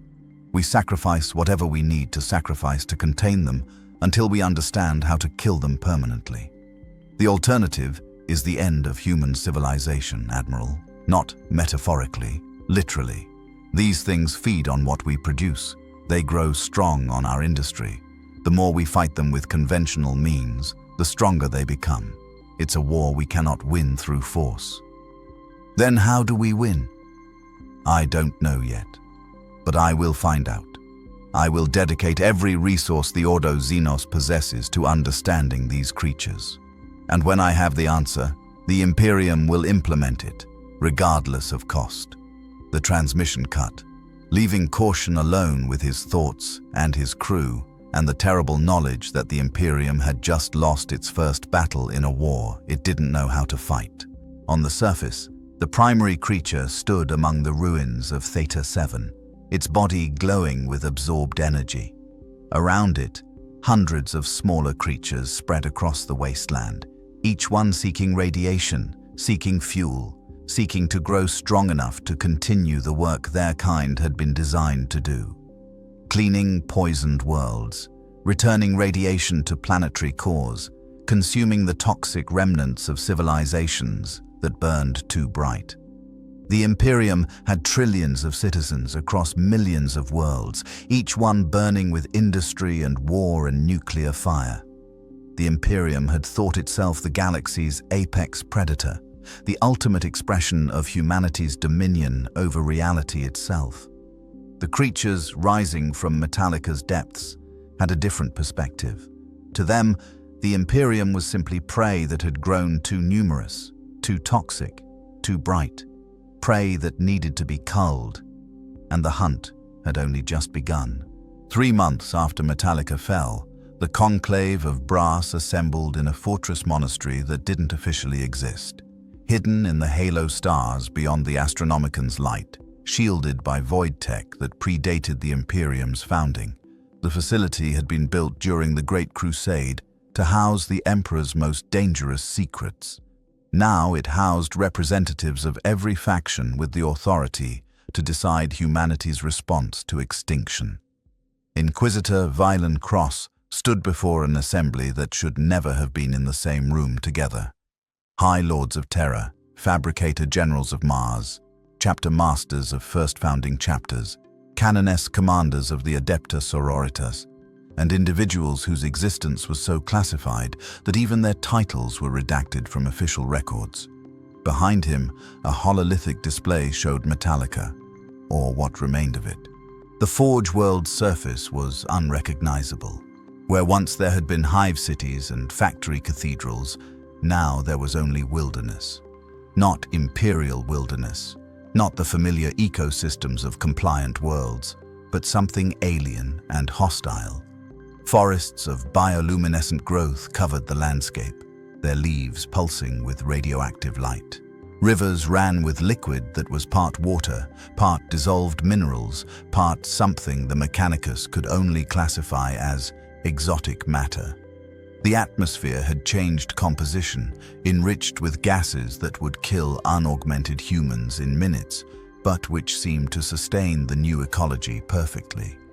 And moving through this transformed landscape were the creatures, hundreds of them now. The primary, designated Apex Alpha by Imperial taxonomy, stood at 150 meters tall, still growing, still evolving. The juveniles ranged from 30 to 80 meters, spreading across continents, feeding on the radiation that still seeped from Metalica's wounded core. They were building something. The orbital surveyors couldn't determine what, but the creatures moved with coordination that suggested intelligence, purpose, perhaps even culture.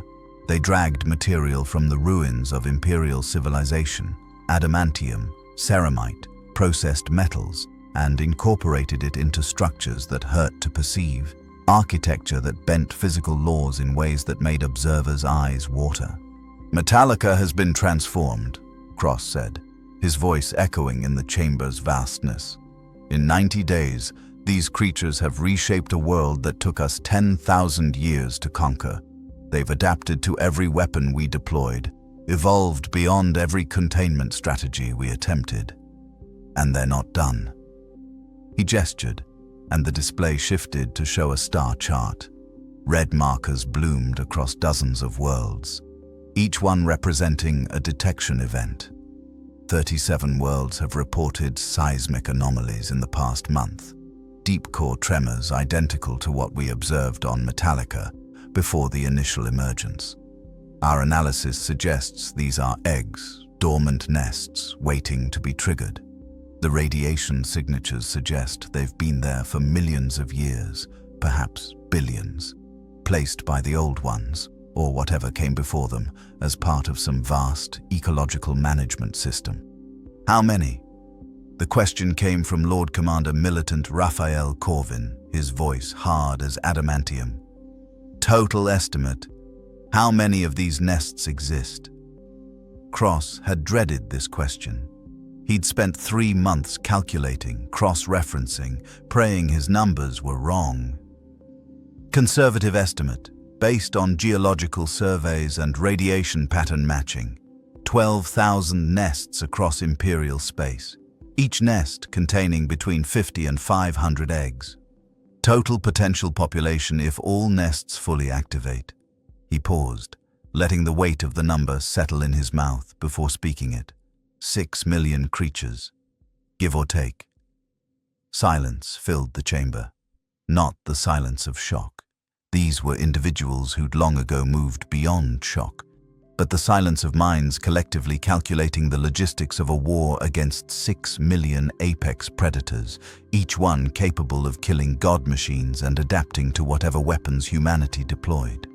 "We cannot fight 6 million of them," Fabricator General Xerxes Valkoth stated flatly, his vocabulator stripping away any pretense of emotion. "The Mechanicus has run the calculations. Every scenario ends in Imperial defeat. We lack the resources, the weapons, the strategic depth. Even if we deployed every asset simultaneously, even if we won every engagement, the attrition would break us. We would burn the Imperium to ash trying to stop them. Then we don't fight them, Chapter Master Marneus Calgar of the Ultramarines said. His voice carried the authority of someone who'd commanded Astartes for centuries, who'd studied the Codex Astartes until its wisdom was etched into his soul. We contain them. We establish quarantine zones around every confirmed nest. We monitor, but don't engage unless they threaten inhabited worlds. If you crave more tales from the Dark Millennium, smash that subscribe button and sound the notification bell. The Emperor protects those who stay ever vigilant. They will threaten inhabited worlds, Cross countered. That's what they're designed to do. They're attracted to radiation, to nuclear fire, to the waste products of advanced civilization. Every Forge world is a beacon to them. Every hive city with a plasma reactor is a target. We can't hide from them because our own industry calls them to us. Then we change our industry, a new voice interjected, and every head turned toward Archmagos Dominus Belisarius Karl. The ancient tech priest had been silent until now, his form shrouded in the shadows at the chamber's edge. We adapt. We cease using technologies that produce the radiation signatures these creatures hunt. We return to older, cleaner power sources, geothermal without radioactive enhancement, solar collection, fusion processes that produce minimal waste. You're describing a regression of 10,000 years, Valkoth said, his vocabulator crackling with what might have been outrage. You're suggesting we abandon the technologies that allow the Imperium to function. Without plasma reactors, without atomic power, how do we fuel our forges? How do we power our void ships? How do we maintain the infrastructure that keeps 1 billion worlds functioning? We don't, Karl said simply. Not at current scale. The Imperium, as it exists, is incompatible with these creatures' existence.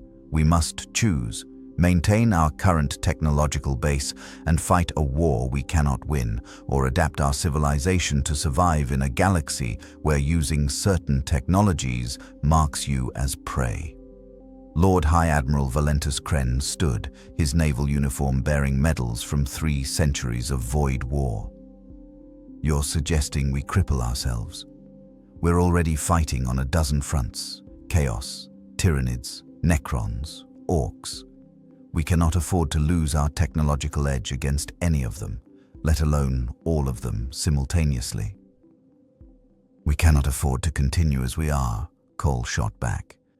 The Tyranids will consume us, yes, but slowly, over millennia, as they advance world by world. The Necrons will kill us, but their awakening is gradual, their forces scattered. These creatures, they exist on 12,000 worlds simultaneously. They number in the millions, and they grow stronger with every engagement. We feed them with our resistance. We empower them with our weapons. It is a war designed specifically to destroy civilizations like ours.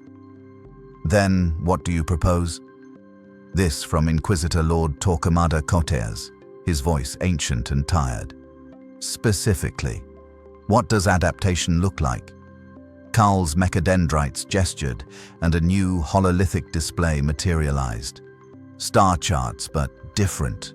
Worlds marked in blue, compliant but low radiation. Worlds marked in red, high radiation, quarantined, and between them, vast empty spaces. We partition the Imperium, Karl said. We identify worlds with low baseline radiation, worlds that don't rely heavily on atomic power. We consolidate populations there. We establish them as safe zones using older, cleaner technologies. The Forge worlds, the Hive worlds, the heavy industrial centers. We evacuate what we can and quarantine the rest. We let the creatures have them. You're suggesting we abandon thousands of worlds, Captain General Trajan Valoris of the Adeptus Custodes said, his voice cold as void ice. Worlds that loyal citizens have served for generations. Worlds that produce the weapons and materiel we need to fight our other enemies. I'm suggesting we trade space for time, Karl replied. We establish a new Imperium, smaller but sustainable. We research these creatures, learn their biology, search for weaknesses that don't involve feeding them more energy, and we pray that we can find a solution before they decide clean worlds are worth hunting too. The debate that followed lasted 6 hours. Plans were proposed and rejected, strategic models run and discarded. Each faction argued from their perspective, the Mechanicus clinging to their technologies, the Astartes insisting on honor and combat, the Administratum calculating acceptable losses in trillions of souls, the Inquisition weighing heresy against survival. In the end, Lord Commander Militant Corvin called for a vote. The question was simple. Did the Imperium attempt to fight these creatures conventionally, or did it adapt its civilization to avoid attracting them in the first place? The vote was close, frighteningly close, but pragmatism, that most unimperial of virtues, won by a single voice. "Very well," Corvin said, his voice heavy with the weight of condemning worlds. "We implement Karl's partition strategy.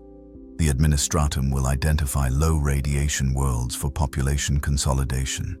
The Mechanicus will develop technologies for those worlds. The Navy will enforce quarantine zones around high-radiation areas. The Astartes will maintain vigilance at partition borders. And the Inquisition," he looked at Cross, "will continue researching these creatures, finding their weaknesses, discovering a way to kill them permanently. Because, make no mistake, this partition is not surrender. It is strategic withdrawal. We retreat now so we can fight later, when we've learned how to win." Cross bowed slightly, accepting the burden. As the conclave began to disperse, each faction retreating to implement their assigned tasks, he remained before the hololithic display of Metalica, the world that had birthed this crisis. The world where millions had died to teach the Imperium a lesson it should have learned during the Dark Age. There are some fires you shouldn't play with, some technologies that carry costs beyond calculation. On the display, Apex Alpha stood at the center of a transformed landscape, surrounded by its offspring, building structures that suggested purposes humanity couldn't yet comprehend. It had grown to 160 meters now, still growing, still evolving, and as Cross watched, it lifted its head toward the orbital surveyors, toward the distant ships that monitored from beyond weapon range, and opened its mouth. No atomic breath followed. Instead, a sound, a call, a signal transmitted across frequencies that Imperial Vox equipment could barely register. Within hours, seismic monitors on 37 worlds began screaming alarms. The nests were waking. The partition had come too late. And Inquisitor Valen Cross understood, with the cold certainty that came from glimpsing humanity's end, that the Imperium's long retreat had only just begun. 5 years after Metalica fell, Magos biologist Thrain stood in an observation dome on the edge of the quarantine zone and watched the end of a world she'd served for 2 centuries. Metalica was beautiful now, if you could divorce beauty from human meaning. The bioluminescent forests covered entire continents, their light visible from orbit as a blue-green glow that pulsed with alien rhythms. The creatures had reshaped the ecosystem entirely, replacing Imperial architecture with structures that served purposes the Mechanicus could only guess at. Radiation still bled from the world's wounded core, but now it fed life rather than poisoning it, sustaining an ecology that thrived on what would kill baseline humanity in minutes. And the creatures themselves, hundreds of them, ranging from adolescents to the massive Apex Alpha, moved through their transformed world with something that looked disturbingly like purpose, like culture, like civilization. "They're communicating," Thrain said, her vocabulator translating thoughts into speech with mechanical precision.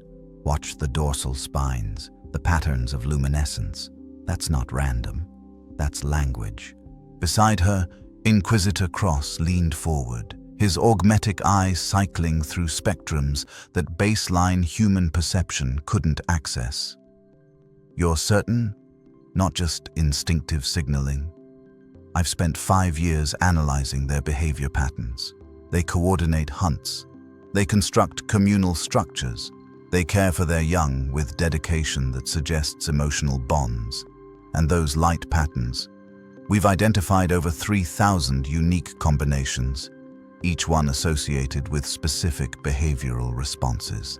That's linguistic complexity approaching low Gothic." Cross was silent for a long moment, processing implications that would require him to revise every strategic assessment he'd filed over the past 5 years. If they're sapient, if they possess true intelligence rather than just adaptive instinct, then they're not animals we're quarantining, Thrain finished. They're a civilization we're containing, and civilizations have a tendency to expand. As if responding to her words, the largest structure on Metalica's surface, a spiral of alien geometry that climbed 3 kilometers into the atmosphere, began to glow. The light pulsed in patterns that made Thrain's organic eye hurt to perceive, cycling through frequencies that her instruments struggled to measure. "What is that?" Cross asked. "Unknown. They began constructing it 3 months ago. We've designated it Structure Omega. It's built from materials salvaged from Imperial ruins, but arranged in configurations that violate standard architectural principles. The Mechanicus believes it might be some form of communication array, but we can't determine what it's trying to communicate with." The structure's light intensified, and across Metalica's surface, every creature stopped what they were doing. Hundreds of beings, each one capable of destroying armies, stood in perfect stillness, as if listening to something only they could hear. Then, Apex Alpha moved. The primary creature, now approaching 200 meters in height, walked toward Structure Omega with deliberate purpose. It stood before the spiral, tilted its head back, and roared. But this was not the challenge scream Thrain had heard during the initial conflict. This was different. Harmonics layered upon harmonics, a sound so complex that her instruments couldn't fully analyze it. And as the creature vocalized, the dorsal spines along its back lit up in a cascade of bioluminescent patterns that looked like nothing so much as data transmission. "It's uploading," Thrain said, her voice carrying the wonder and horror of someone witnessing the impossible. "It's transferring information to the structure, experiences, memories, knowledge gained over 5 years of whatever they've been doing down there." The transmission lasted 47 seconds. When it ended, Apex Alpha stepped back, and Structure Omega's glow changed quality. The light that had been pulsing now became steady, constant, projecting upward into Metalica's atmosphere and beyond. "Auspex contact," the observation dome's servitor reported in a flat monotone. "Unidentified signal originating from Structure Omega. Broadcasting omnidirectionally. Power output extreme. Signal coherence high. Content unknown." Cross moved to the servitor's console, his fingers dancing across input keys with practiced speed. "Where is it broadcasting to?" "All directions. Full sphere propagation. The signal is designed to penetrate atmosphere, void, and..." Inquisitor. "The signal is propagating through the warp." Thrain felt her organic components go cold. "It's calling them, calling the other nests, sharing what it learned, teaching them how to survive, how to thrive, how to remake worlds in their image." For 5 years, the Imperium had maintained quarantine zones. For 5 years, they'd watched and studied and hoped that containment would be enough. For 5 years, they'd prayed that the creatures would remain isolated, that whatever instinct drove them would be satisfied with the worlds they'd already claimed. That hope died as Structure Omega's signal rippled out across the galaxy. "Vox all Imperial assets," Cross said, his voice tight with controlled urgency. "Priority Ultima. The creatures are networked. They're sharing information. Every nest that wakes from this point forward will have access to 5 years of adaptation and learning. They won't be starting blind. They'll know our tactics, our weapons, our weaknesses, and our fears. Thrain added quietly. Don't forget that. They've been studying us as much as we've been studying them. They know what frightens us, what breaks us, what makes us abandon worlds and populations. They know us. On Metalica's surface, the creatures returned to their activities, but with a new quality to their movements. Confidence, purpose. The certainty of beings who no longer faced an uncertain future alone, but who were part of something larger. A network, a civilization reborn from humanity's ashes. 3 days later, the first confirmed awakening occurred on Vos Prime. A forge world, naturally. Heavy industry, plasma reactors, radiation output that had been increasing for decades as the Mechanicus expanded production to meet the Imperium's endless appetite for war material. The creatures that emerged were different from those on Metalica, adapted to Vos Prime's specific environment, its particular radiation signatures, its unique pressures. But they moved with coordination that suggested shared knowledge, tactics refined through trial and error on a dozen worlds. The Imperial response was swift and overwhelming. 3 Titan legions, 20 Astartes companies, 2 battle fleets worth of orbital support.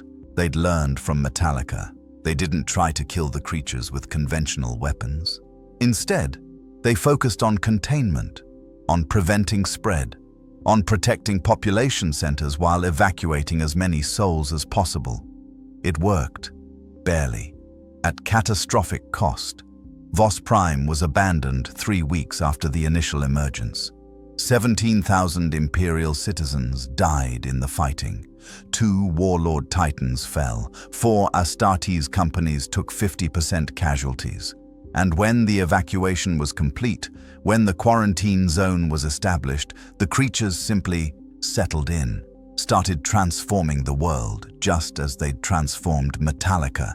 Within 6 months, 8 more worlds reported emergencies. Within a year, 23. The pattern was clear.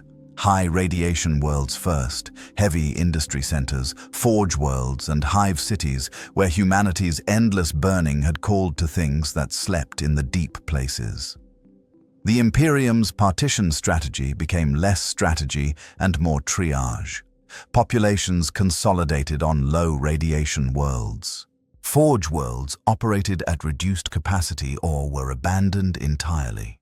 The Mechanicus, faced with losing access to 1/3 of their production base, began the painful process of redesigning their infrastructure around cleaner technologies, trading efficiency for survival.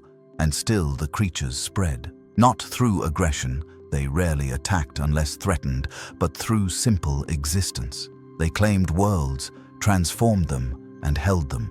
Each transformation reduced Imperial territory, reduced resources, pushed the boundaries of humanity's dominion further inward.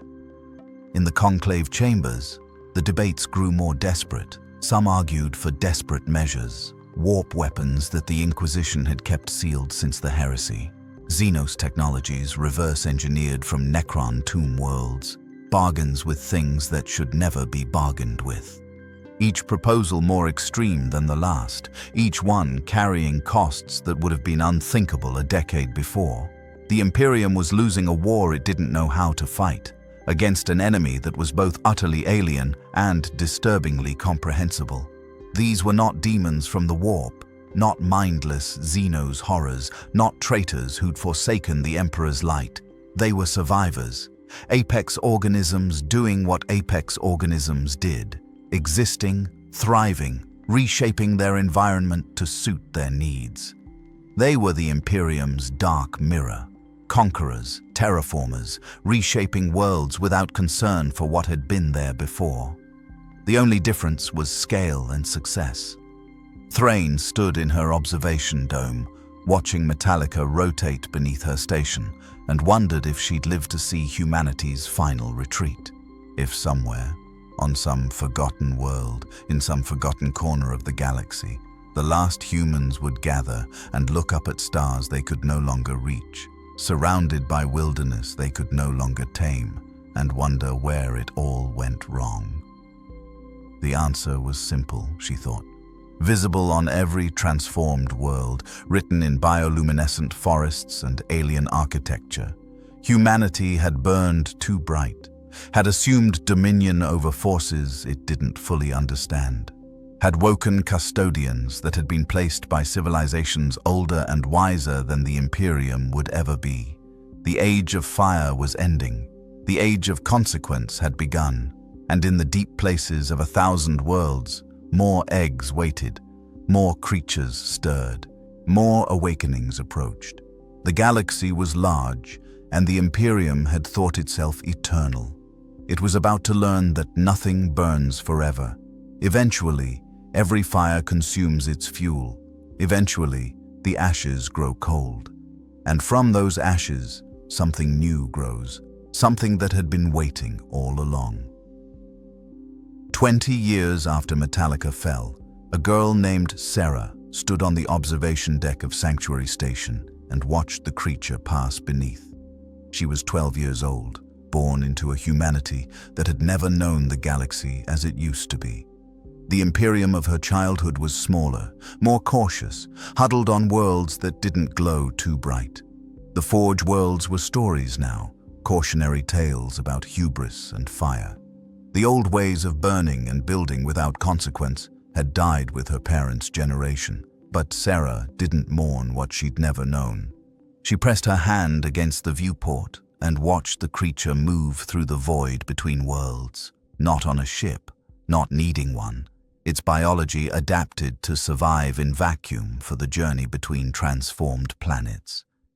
It was juvenile still, perhaps 80 meters, its scales dark against the star field, its dorsal spines dim in the absence of radiation to feed on. "Is it hunting?"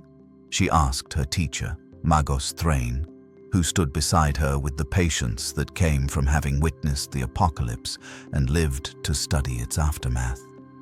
"No," Thrain said, her voice softer now than it had been 2 decades ago, the vocabulator removed in favor of rebuilt organic components. The Mechanicus had learned strange lessons from these creatures, from their biology that married flesh and energy in ways that transcended the binary of machine and meat. It's migrating, moving from one transformed world to another. They do this now. Travel between their territories, share information, perhaps maintain social bonds. We're still learning. Will it attack us? No. Sanctuary Station produces minimal radiation. We're beneath their notice. Not prey, not threat. Simply irrelevant. Sarah thought about that, about being irrelevant to the galaxy's new apex predators. Her teachers said humanity had once ruled 1,000,000 worlds, had commanded armies that could crack planets, had thought itself destined to conquer the stars until entropy itself ground down. Now they ruled perhaps 100,000 worlds, carefully selected for their lack of radiation, their minimal industrial output, their quiet existence. The Imperium had learned to whisper when once it had roared. "What happens when we need to burn again?" Sarah asked. "When the other enemies come, the green ones, the hungry ones, the metal ones, and we need the weapons we used to make. What happens when hiding isn't enough?" Thrain looked at the girl, seeing in her the question that haunted every strategic planning session, every conclave meeting, every quiet conversation between those who remembered the old Imperium and feared for the new one. "Then we adapt again," she said finally. "We find weapons that don't feed our enemies. We fight wars that don't announce our presence to every custodian that sleeps in the deep places. Or we make peace with the fact that humanity's dominion was always borrowed time, that we were always one of many species struggling to survive, not the galaxy's inevitable inheritors." The creature passed beyond the viewport's range, continuing its journey through the void. Behind it, in the distance, a world glowed blue-green with bioluminescent life. Metalica, fully transformed now, more alien than any Xenos world the Imperium had ever conquered, beautiful and hostile and utterly lost. On that world, and 1,000 others like it, the creatures lived. They built their structures, raised their young, maintained ecosystems that humanity could barely comprehend. They communicated across the stars with technology that was somehow both biological and something beyond biology. And they endured. In the inquisitorial vaults on Terra, research continued. Weapons were theorized, tactics developed, contingencies planned for the day when humanity might find a way to reclaim what it had lost. Cross, old now and tired, still filed reports, still searched for weaknesses, still believed that somewhere in the vast archive of human knowledge there existed a solution. But in the conclave chambers, a different conversation had begun. Not about reclamation, but about coexistence. About learning to share a galaxy with creatures that served a purpose humans had forgotten, returning radiation to planetary cores, cleaning the poison that advanced civilizations left in their wake, maintaining balances that predated the Imperium by eons. Some called it surrender, others called it wisdom. Both were right. The galaxy turned. The Imperium endured, diminished, but adapting.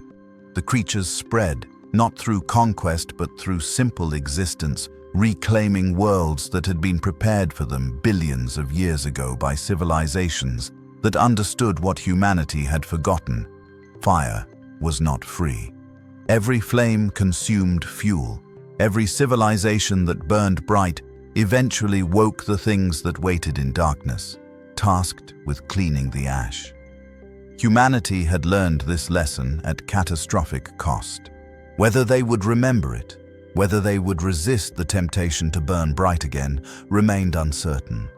But on Sanctuary Station, a 12-year-old girl watched alien life pass through the void and felt no fear, only curiosity, only wonder at a galaxy larger and stranger than her ancestors had ever imagined, full of life that existed by rules humanity was only beginning to understand. The Imperium of man endured, smaller, quieter, learning, slowly, painfully, to exist without consuming everything it touched. The Emperor protects, the old saying went. But sometimes, Sarah thought as she watched the stars, protection meant learning when not to fight, when to retreat, when to acknowledge that humanity was never meant to own the galaxy entire. Sometimes the Emperor protected by teaching humility, and in the deep places of 1,000,000 worlds, ancient custodians stirred in their long sleep, patient and eternal, waiting for the next civilization to burn too bright, to forget the lessons written in the bones of worlds, to believe themselves immune to consequence. They would wake when called. They always had. They always would. In the grim darkness of the far future, there is more than war. There is consequence, there is balance, and there are custodians older than human ambition, waiting to restore what fire has undone.